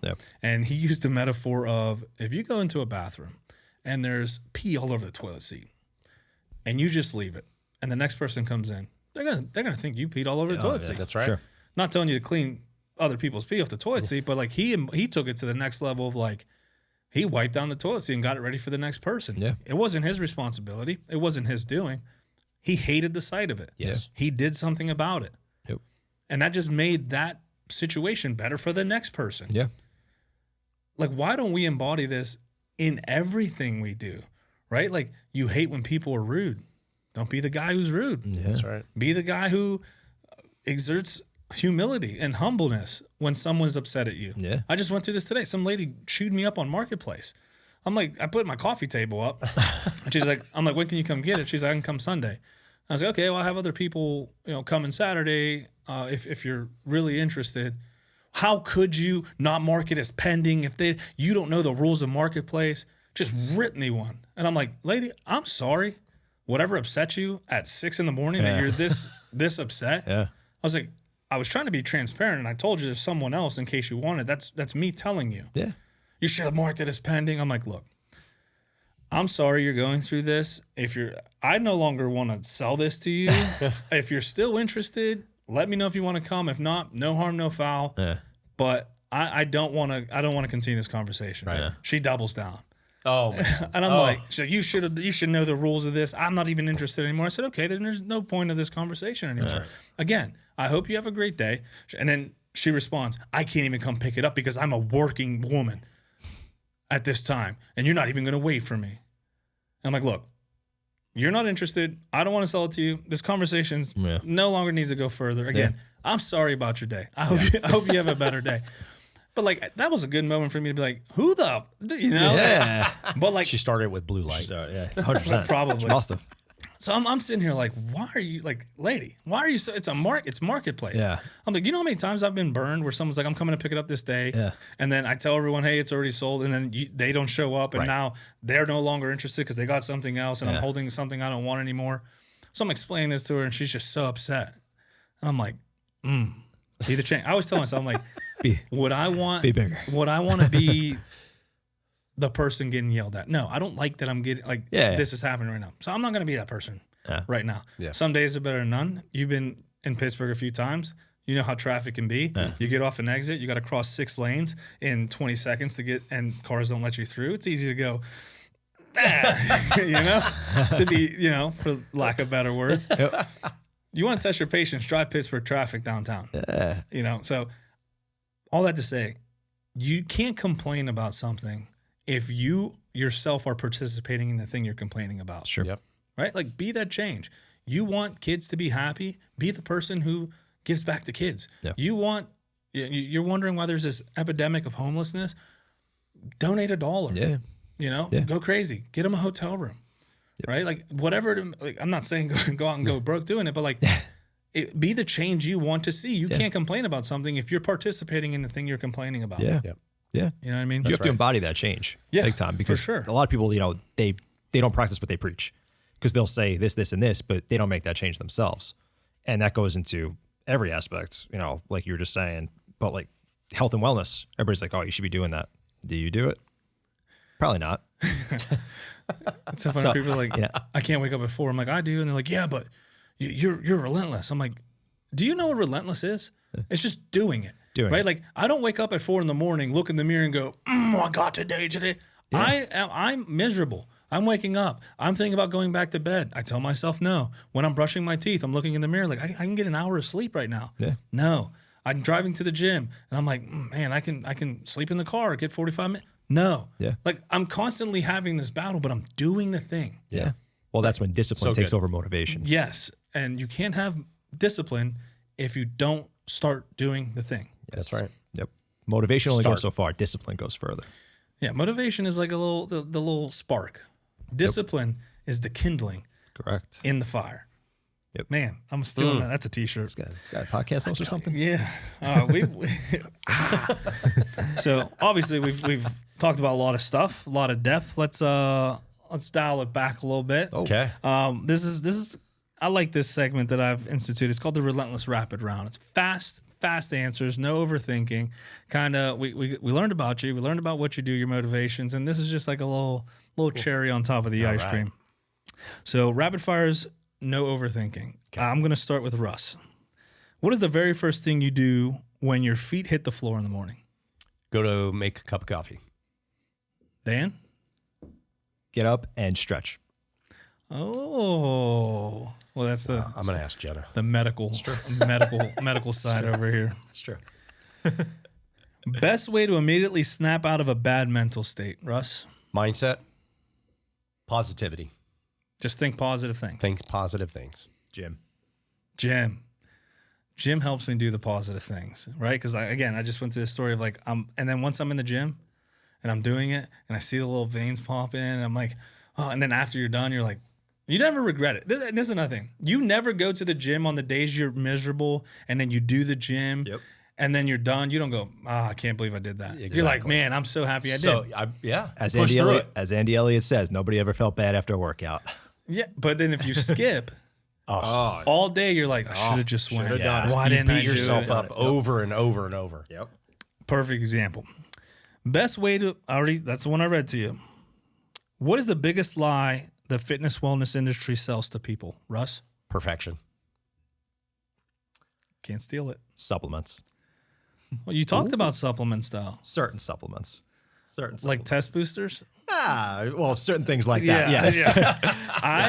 Yeah. Test boosters. You want to boost your test. This is not condoning this. You want to boost your test, inject test. Exactly. You're like that. You're not going to take this thing that just magically, insanely boosts your testosterone. I'm a fan of many supplements, but a lot are very proprietary blend, shouldn't be utilized, not good for anything. My favorite is like when the new magic supplement comes out. Yeah. And it's like, this is the end all be all. This does this. Mm-hmm. And then you're like, oh, let me look into this. And the first thing you see is, hey, no research has been done on this. And I'm like, wait, so how do we know? 100%. Like creatine, right? Yeah. There's more research about creatine than any other supplement in the world. 100%. Yep. And then you see things like another one and you're like, there's no research. And people are like, oh, that's the medical industry. And I'm like, yeah, but the supplement industry would do this research. Third-party testing, Correct. something. Yes. Yeah. Creatine's not FDA approved at all. So, I mean, no supplements really are FDA approved. simultaneously, though, the research on creatine supersedes that of every other supplement. Cognitive function, muscular function, joint function, it has a positive effect on everything. And other than that, there are certain ones that I agree with, of course, taking vitamin D, things like that. But when people say like, yeah, I'm on this, this one I got a GNC, it's helping me get jacked up. And it's like, yeah, you're lying. Like, did it motivate you to go to the gym more and change every part of your habits? That's where the mental aspect comes in too, because it's like I'm taking this, I'm like, now I'm starting to diet, now I'm starting to train, stuff like that. It's like, yeah, supplement really helped me. Did it help you, or did it give you the mental clarity to keep going? Good point. That's a good point. And I'm guilty of that, right? I get a new pre-workout. Yeah, and now I'm hitting the gym even harder. Yeah. And I'm like, this pre-workout. It's like, great. No, I've made these decisions because I decided to try this new pre-workout. At the end of the day, it's the same 250 milligrams of caffeine. Exactly. Like, you're just shooting yourself up with the stimulant. Yep. But like your mind, you're like, I'm gonna hit this hard. Well, I just hit the gym hard. I can't eat dirty. So now I'm about to eat clean. Now I'm about to drink water. Like, you're changing your lifestyle habits. Yes. So maybe it's that. Yes. Maybe we start with that.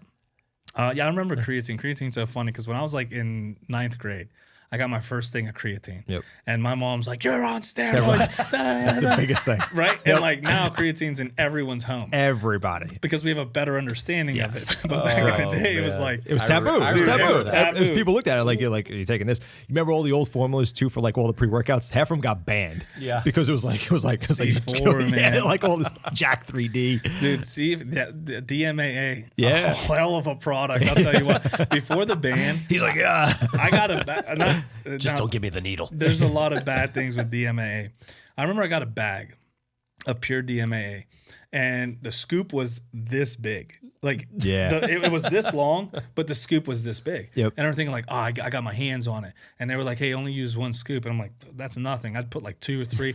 And then I'm like, I'm going to have a heart attack. Dying, right? Yeah. And then I found out that the chemical compound is the same as meth. Meth, yeah. Yep. I'm like... No wonder this was why. No wonder that's why the scoop is this big. And I remember looking up the chemical compound, and it was like 1 hydrogen, I believe, was moved. I'm like, this is the same thing as meth. We're giving kids meth. Like, to train. Again, know what you're putting in your body. Yes. Like how you say the word? Proprietary. I speak 2 languages. The proprietary blends, they don't tell you how much is in it. And another thing with supplements, right? Like, pre-workout, they're like, oh, we got this in there, we got this in there, we got it in there. And then you look at like what clinical doses are, and you're like, I'm getting half of all the dose I'm supposed to be getting for this to take effect. So now I have to take double this, but now by taking double, I'm taking double of the caffeine content, Yes. which is detrimental. Yeah. But if I want to get the clinical doses of all the other things that are good, I got to take double. Yeah. And like supplement companies know this, so like, we can sell more, but we'll give them the caffeine boost and they'll feel like they're doing something. And it's like, or what's the thing that your face makes your face The itch? niacin. What's the other one? Niacin flush. Makes your face flush. It like gives you tingles in your face. It's, I'm having a brain fart. I don't know. It's like B12, there's niacin. The B complex vitamins usually do that. There's a certain term, but they'll pump it up with this, and then you get the tingling, and you're like, it's working. Yeah.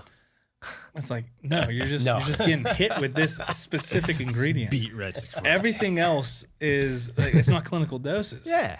So there's a lot of like, there's a lot of stuff like that in the supplement industry. I agree with you with. It's good and bad. It's good and bad. There are some things that are great and some things that really fall into the medical space and the health space, and then some things that are like, what the hell is going on here? Like, very taboo area. But, nothing FDA approved, obviously. So it's like, these are really good and they work well. There's a lot of studies on them, and the other stuff, it's like, okay, this has never been looked at, but people say it works. Yeah, like tree bark. There's a specific ingredient for that. They're like, this is going to boost your tests. And I'm like, there's nothing that says that. Nothing that says that. Exactly. Well, it's like the GLP-1s, right? They're not FDA approved. The GLP-1, certain ones are, but like the peptide space for like retatrutide that everybody's taking now is like the big boy on the block. Everybody's like, oh, I'm taking Reta, I'm losing weight and everything like that. But it's not FDA approved or anything like that. But there are a lot of studies on it. It's in phase 3 clinical trial right now. So a lot of people are starting to fall into that peptide space too. But at the same time, it's still, we don't have any long-term data. Yeah. We don't have a 10-year study. We don't have anything like that. So that, again, to me, like the peptides are falling at the supplement lines more than anything right now. And it's kind of being like, okay, these have great studies. These are brand new on the market, but they're working. But what do they do in the future? That's how I see it. Yeah, like CW 50156. Yeah. Carterine. Yeah. I believe like that's a big one, and, Yeah. and you read on it, and it's like the studies are like, oh, you lose your night vision, and it's growing cancer. But then everyone who's on it's like, I'm losing so much fat, and you're like, what do I believe? What do I believe? So be careful what you're putting in your body, especially for the young kids, man. It blows my mind. I'm a big proponent of TRT. Yeah. But when I see an 18-year-old talking about being on it, I'm like, crazy. Dude, your test level right now is that of like a Greek god. Yeah. You don't need to be doing this. No. Like, you're going to shut your system down. Yep. So there's something may be good for you, but it may not be good for you yet. Like, it could be detrimental. So, like, be careful of what you're doing. Correct. Who is your absolute dream guest to have on the Dual Coast podcast, Russ? I guess I would say somebody that was in the past because he's passed away. But if I could bring him back to life, I would say Kobe Bryant. Oh, that would be my dream. That's your dream guest, Yep. Kobe Bryant. It's funny because mine's Derek. He's still alive, but Derek Jeter. the captain. Derek Jeter would be my go-to guest. I have two. I'll be honest with you: Dwayne the Rock Johnson. Oh yeah, and Derek Jeter. Yeah, I just watched a Hulk Hogan documentary, and The Rock was in there for a little bit, but like hearing Hulk's story of like, I'm big on the behind the scenes, and I always knew wrestling was like entertainment, but like what they put their bodies through, and what they have to do in the ring, like they're constantly improving. Yeah. Right? Like you can have a plan, but like in the documentary, Hulk Hogan's talking about how he was supposed to win the match with The Rock, which was like one of the most iconic matches in WrestleMania 8, I believe. And he was like, the crowd was booing The Rock, but applauding him even when he was losing. And this was when he was in his heel phase, his bad guy phase. So they literally improv for him to lose. So he loses, and this is like a decision they make in the ring. The Hawks like, hey, like we got to do this. We got to change it up. Like if Vince gets mad, he gets mad. Yeah. He loses, but what that does is people applauded him even more, and that's what caused him to get back from Hollywood Hogan, which was his heel bad guy phase, back to like the yellow and red Hulk Hogan, Hulkamania, good phase. Yep. Yeah. So it was like that stuff, wrestling, whatever, but like the mindset of listening to the people, what the people want, giving back to the people, and like in his mind, he was so invested in his character. Sure. He was not Terry anymore. He was Hulk. And going to like I would love to have talked to Hulk Hogan to be like, dude, what was your mindset going through? Because you lost your personal life to this thing. And how many of us get so invested in something, in a project or something, that we forget about the things that matter, the people around us, our families, our friends. And like you're chasing this high, and then you get it, and you don't have the satisfaction of it anymore because you're like, why am I doing this? And then in that moment, he realized like, man, there's so much more, right? Like that's when he started like visiting the hospitals and giving back to the kids. And it wasn't a wrestling thing. It was like a identity. He found his identity, and he's like, man, this is what I need to be doing. And it was a moment in the ring of just listening to the people that caused him to do that. So good. Yeah. So like Kobe's good. I read the book of his personal coach. He was like his strength coach, I believe. And just Kobe's mindset to everything was like extreme. He was the first one there, last one out, no excuses. And then we wonder why he was like one of the greatest NBA players. And it was like, not because he was good at basketball, but how he approached basketball. It's the same way he approached his family, same way he approached his friends. It's like that mindset. Yeah, that's a good one. Mamba mentality. Mamba. The you Rock know, also you remember when he, he slipped up in his marriage, and he kind of had to remake himself. He had that problem with that female in Colorado. Yeah, I remember. So he had to reinvent himself and overcome it. I mean, he would leave a game and then he would fly to Colorado and go be in court the next day or days, fly back to LA or wherever they were and go play a basketball game. And so, he was already a great player, but he hadn't become the greatest or one of the greatest of all times. But because of that pursuit of being relentless, right, in his endeavor to become the best, right? But here's the thing. There's a documentary on the Dream Team, And it wasn't the original Dream Team, but it was the Redeem Team. Okay. So LeBron, right? Yeah. These guys, Wade, Yep. So they all go to Vegas. And, they're slipping up. And then all of a sudden, Kobe's added to the team. The team goes out and parties. They come back at 5 a.m. in the morning. And who was walking out of the hotel to the gym, who didn't go party, but was walking in his gym clothes with his gym gloves, going to lift weights at 5 a.m. was Kobe Bryant. And they're like, what? What is going on here? So they're coming back from partying all night. Kobe slept, wakes up. They're crossing paths. One's going to sleep. The other one's going to the gym. Yep. And it set the tone for the redemption team, the Redeem Team. And all of a sudden, over a period of weeks, those guys are in the gym at 5 a.m. They're not going out and partying. They win gold medal because Kobe set the tone. Are you setting the tone for those around you, right? It's easy to, hey, we all want to go party. I'm a big proponent of letting loose sometimes. But what's your priority, right? Like, how many of us go, I want to get healthy, I want to get fit, I want to do this, but then the actions we're doing don't coincide with the goals we have for ourselves. Sure. Right? You want to be the greatest in the world. You don't get the party. You got to act like it. You gotta train. You gotta be in the gym. You gotta be in the meetings. You gotta be pushing yourself. Yeah. Right. You can't say I want this and do the opposite action that gets you there. That's right. And that's where we, especially nowadays, we get this confliction of like, why am I not obtaining X goal? Yep. What are you doing that takes steps towards that goal? Are you partying every night? Yeah. Like, you want to be the best in the world, but you're not even willing to wake up at 5 to go to the gym? If that's the space you're in? That's right. Yep. Or you want to be the best in your organization and you're not turning the lights on every morning? You're not shutting down the lights at the end of the day? Yep. Like, and Kobe was very extreme. He was like all in. Yep. But like, if you want to be the greatest, That's what it takes. that's what it takes. Yeah. And guess what? That's not for everybody. Yep. That's for certain specific, like we look at the Elon Musk, the Jeff Bezos, and it's like, what are they doing? Yep. Are they partying every day? Maybe now that they've set everything in motion. But like when they were in their grow phase, were they doing what you're doing now? Mm-hmm. Yep. No? Then maybe you got to change something. What does relentless mean to you? An everyday task that even though it's not like in my head, it's there. But it's an everyday task of pursuing something continuously. A habit that you do. Creating drive when you don't have the drive. So to me, you get up, you don't have the drive, you do it anyway. You keep going, you keep moving. That's my 100%. That's what it means to me.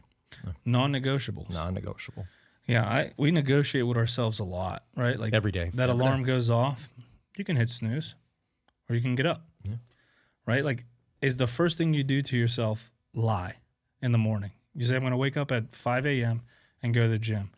Well, the alarm hits. Are you going to lie to yourself and hit snooze? Like, you just started the day with a lie to yourself. Yep. Or are you going to follow through on the promise you made yourself of getting up and doing it, whether you want to or not? Yeah. That's why we ate raw eggs before we came here. Yeah, we drank it out of the blender. We didn't blend it. Blend it. We ate the shells. So we got a feel of your guys. We got a feel of your guys' story. We learned a little bit about you, your motivations, your inspirations, what you're doing. To the listener right now who's exhausted, out of shape, and disconnected from their family, what is the reality check you want to give them today? Imagine yourself being a different you. Imagine what you could be tomorrow if you take the first step today. Imagine what you can be in a week, a month, a year. So do the discipline today. Make the first step for change, but just imagine a different you in the long term. Yeah. You don't want to look back and have that fear that you didn't take that first step. In 20 years, you're going to say, I coulda, woulda, shoulda type thing. And you don't want to look back like that. You want to get out there. You want to take that first step, make that first move, make that change. Yeah, how many people lay in their deathbeds and go, I should have been better to my wife, or I should have been there for my kids, or I should have taken that business opportunity. Yeah. The fear of regret that should be a real fear. Yes. Like, don't pass up on opportunities. Like, if you have an idea and you can do it, take the step, take the risk. Like, again, you said it earlier. We're here one time. Yeah. Like, we're here for a good time, not a long time. When you think of life, what's the average age now? 80. Yeah. The first 20, you're learning yourself. The last 20, you're trying to get out of bed if you haven't taken the appropriate steps. That gives us 40 years to make something, to do something, to create something, to inspire those. It's not a long time. It's not. It's not. Goes It's not. by fast. It does. People don't want to take that risk. That's a big thing. You said the key R word is you got to take the risk. Even if it's just putting yourself out there a little bit, putting yourself in the room, talking to people, that's still a risk. Not that it has any repercussion, but people don't even want to do that. Make yourself uncomfortable a little bit. But the risk when you lay there and you say, listen, I'm going to regret this, I'm going to regret this, I'm going to regret this, take that risk. Because, and I tell younger people this all the time whenever we're having a conversation, is that you got to take some risk. As you're getting older, and now I'm almost 40, and I'm like, ooh, shut up. But like, I look back and I'm like, I wish I took more risk. I wish I did more things. Boy, that was business, finance, talking, relationships, networking, whatever it was. But when I was younger, I'm like, man, I wish I took more risk. I wish I did more things. I don't want to be there and be like, man, for 40 years, I took no risk. I didn't go for it. Yeah, if you're young, you have no excuse. Because if you try and fail, you're right where you started. Yeah. That's right. You're right where you started. And you got time to make up for it. You got a lot of time to make up for it. And like I had a conversation with a kid who spent his first 25 years of life just saving. But he was like, what do I do with this? Right? Like, I buy a house. So he had a business idea. It was like a mushroom drink. No, it was a mushroom bar. Mm-hmm. He spent every dollar to travel, to learn about mushrooms, to learn how to make them into a protein bar, and every dollar into this. And then it became successful. But like, he was at a moment which a lot of us reach where we're like, do we do this? Yeah. What if I lose all my money? Mm-hmm. Bro, you're 25. That's right. You'll make it again. Mm-hmm. Like, money comes and goes. Dan, I believe Dan said this. He was like Big Dan. No credit. Money is a resource, like time, resource, money, resource, network, resource. Time is the only one you can't get back. And it's the only one you have to spend, right? Every day you start with 24 hours.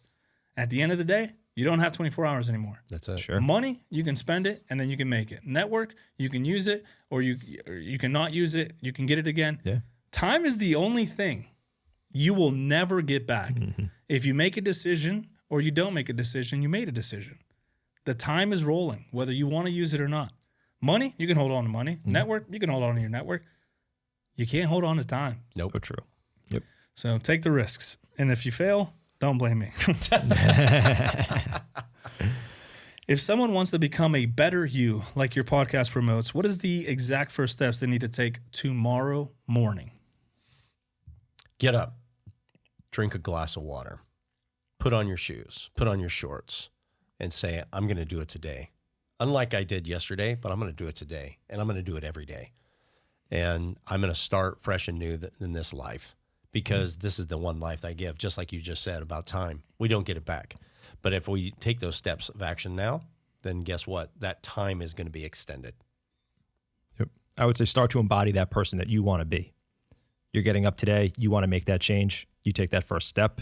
You start toward that progress. Yesterday was different. Today you wake up.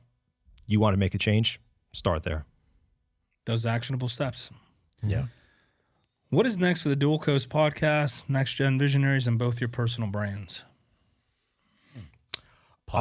Yeah. So for Dual Coast, I mean, I think the biggest thing would be to keep excelling, keep getting guests on that, align with our thought process, get bigger and bigger and bigger, hopefully grow our following, and, start to develop more relationships with people coming on. I would say networking, hosting events, more events, I would say.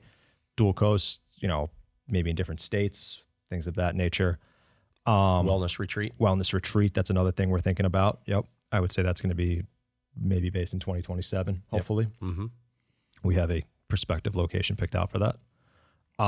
Let's go. Yeah, let's go. Let's go. I don't know if I should say it, but Make it change. Don't be like Fire Festival where they announce something. yeah, It's changed last minute. so we are not going to say where that's going to be. Yeah. It is not on a drug dealer's island. That's right. Correct. Yet.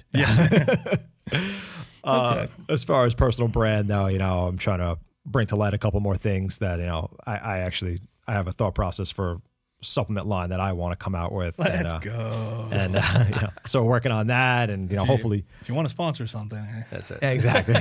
Nice. I got an idea. It's not coffee. Exactly. And hopefully some more, events for the nonprofit organization, do more things with the children and veterans. Hopefully that grows, over the next year or so. What about your personal brand? My actual personal brand was Move Today 365. Up until a few months ago in January, I relaunched my brand, Russell Rogers, because as I'm continuing to grow, Move Today 365 didn't make sense to be the brand over Next Gen Visionaries. So it was like, okay, I've got Move Today 365. I'm launching Next Gen Visionaries. I've got impact events, but do any of those really like supersede or go over the other one to make that my brand? Mm-hmm. And it didn't make sense. So I started putting some thought into it. I'm like, I question myself, like, been doing this Move Today 365 for a number of years. It's like, you know what? It makes sense that Russell Rogers is the brand and these things are underneath it, right? So yeah, we have Dual Coast, we've got Impact Live events, we've got Move Today 365, and now Next Gen Visionaries.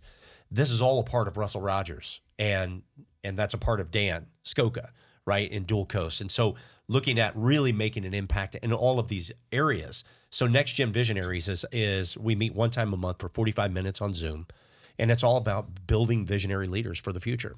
Not just the future, but now. So what can I do to make a change in my life right now that's going to impact my life right now, be it my family, be it my business, be it myself, impact that. And so the Impact Live events, we've got 4 this year. We've got 1 in 2 weeks in Santa Cruz where I'm at. So it's impacting lives. So all of this is Russell Rogers. Nice. I like it. Let's go. Easy brand when it's yourself. Yeah. Eat more chicken. Yeah. Okay, chick. And the easiest question I've probably asked you guys all show, where can listeners find the show, buy your books, connect with you guys, follow what you're doing? Yeah. So on social media, we're every handle on TikTok, X, Facebook, and Instagram is all at Dual Coast Podcasts. We're available to listen to on YouTube, Spotify, Amazon Music, and Apple Podcasts. Man, that was good. That was good. That's that voice for radio. That you do. Thanks. You have a face for radio. Appreciate that. Appreciate Okay, that. very handsome guy. Very handsome. EA Sports. And what about the Russell Rogers brand? Is that something you've launched yet? Is that something you're thinking about? Where can people follow? They want to buy a picture book. Where can people find it? So you can find on my Instagram as Move Today 365. RussellRogers.net is my website, and that's my brand. So you can find everything on there. All the events are on there. My books are on there. My books are all on Amazon. So from Today Books to Unplugged to Imagine If, hardback book for adults. It's a great coffee table book, desk book, to where people can be inspired about 100 things in their life. There's also an elementary version of Imagine If for elementary kids to look at and purchase that will give them 30 quotes that will help them to be inspired to imagine a better you. I'm big on quotes. Big on quotes. Yeah. Because we overlook them. But if you applied them, watch how your life will change. Yeah. Oh, it's always interesting. You see all those quotes online, but people don't. I agree. People don't apply it. I agree. You're portable, right? You can move over there and grab that bag. Are you not tied in? Can you grab that bag right there? Yeah, while we're here. Take my headset off. Hold on. Okay. We got a little something for you. Oh, gifts. Two little something for you. Too little. Yeah, we want to share this with you to say of our gratitude for being on this show, being a friend. So a couple of sweatshirts, actually. So here's sweatshirt number 1. All right. Move Today 365, baby. Go. Yeah, now I got something to wear tomorrow because it's probably going to be like 30 degrees. Uh-oh. Gotta love Pittsburgh. Okay, and here is another one. That's better fit for 30 degrees. Oh, yeah. She's a thick one. Oh, yeah. Ooh, the podcast hoodie. Oh, baby, yeah. I need to start doing merch here. Let's I need to start doing merch. So there you go, man. Thank you. I have something for you guys as well. Oh, coffee. Whoa. I don't know if I can get into it.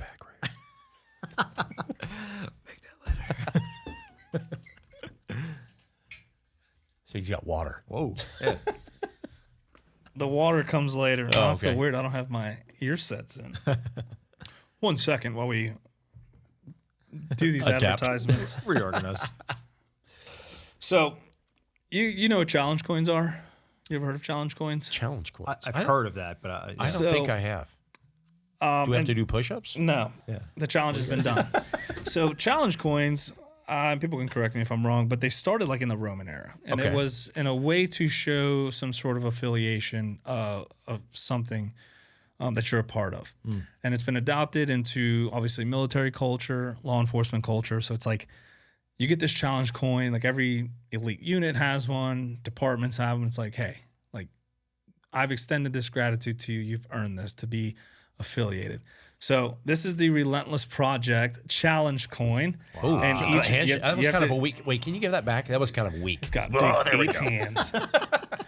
So Relentless, Nice. the Relentless, I don't give them to everyone. I was giving them to every guest, but what you guys are doing That's so cool. and the motivations you guys have embodies what Relentless is. It embodies the whole reason I started this podcast, and it's to push, inspire, motivate people to take accountability of their lives. And I think really what cool. you guys are doing is exactly that. You're helping others. You're going above yourself. So I truly appreciate that. Thank and you. Thank you. You get the Relentless podcast coins. Dude, Appreciate it. Love that. we man. need Thank to talk you. about this at the beginning of our next show next Yeah, Tuesday. for sure. For sure. Yeah, I'll be tuning in now. I've been tuning in, but Now. no. Well, I just I did heard your podcast, okay? Give me some grace. Be the change you 8:30 want to every see. So yeah, I appreciate you guys. One thing I want to do is end, like, as this show ends, people are going to go back to their lives, right? They're going to turn off their radios, turn off their phones, the TVs, wherever they're listening, and they're going to go back to their lives. In 30 seconds, if you could summarize your philosophy that you want people to take with them to apply in their lives, what would your 30-second philosophy be? We'll start with Russ. My philosophy is this: keep it simple, take a stand, and really want to make a change, not just for yourself, but for those lives around you. I would say if you want to impact others, you have to be that change first. So if you want to make a change in your own life, you wake up tomorrow, you take one small step in the process and continue from there. And then keep excelling to the best of your ability. And you want everybody else around you to make that change, you have to embody it first. It's good. And I hope if you're listening or watching, don't be a passive listener. Like, if you're listening to this, it's because something has motivated you to. Something, either the previous guest, whatever it may be. Apply it. Like we just talked about. We hear quotes and then we go about our days. But if you listen and you apply it with good intention, watch how your life changes. Yeah. It's happened to me. Like, the whole reason I am where I am, people were like, oh, because you work hard. It's because of conversations I've had with people. It's listening and applying either the lessons they've went through or the things they avoided or just being inspired. But it all boils down to relationship and the conversations I've had. Yeah. Yeah. Like, everything else stems from that, right? From how I got the podcast, from everything. Everything came from just having good conversation with good people. Yeah. So if you're listening, you're a part of this people and you're a part of this conversation. So Well, it's like when I asked you your word earlier, right? About uncomfortable. Yeah. Mine is unrecognizable. Yeah. That by the end of 2026, when I look back, I don't want to I don't want to fear that I'm going to be the same person that I was in January that I am in December, because I won't be, because of all of the work that I put into myself, be it mental, be it spiritual, be it physical. I will become unrecognizable in the habits that I perform throughout this year. And that's what I desire for those. and you do that by putting yourself in uncomfortable situations. Correct. Tied so Man. sweetly together. Wow. Man, Where is the mic? Drop it. Wow. They're attached. Or no, brother. I appreciate you guys for coming on, flying or driving. Well, you flew, cheater. Coming all this way. Obviously, you guys have an event, but taking the time out of your busy schedules this weekend to sit down with me, share your stories, share your inspirations. Looking forward to connecting with you guys, networking with you guys, and building with you guys. That's what it's all about. Absolutely, man. So it's going to be great. Oh, yes, it is.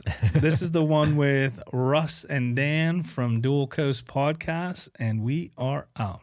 Later. Peace. Love Later. and little donuts. That's right.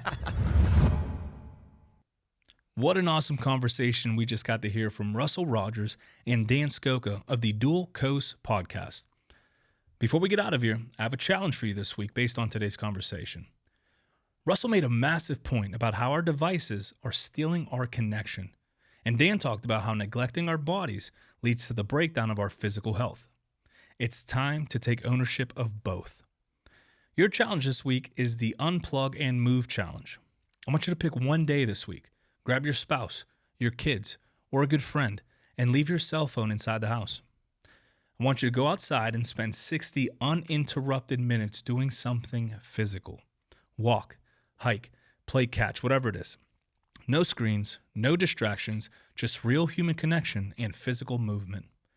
Stop letting a piece of glass dictate your life and take your attention back. Share this episode with one friend who you think would be inspired by this conversation. Be sure to follow the Relentless Project on Instagram, X, and YouTube at Relentless PRJCT. Like, share, subscribe, drop a comment, show some love so we can keep bringing you awesome guests with relentless stories. And remember, we don't settle, we don't quit, and we don't wait for permission. Love you all. I'm Ish. This is the Relentless Project, and I will see you on the next one. Later.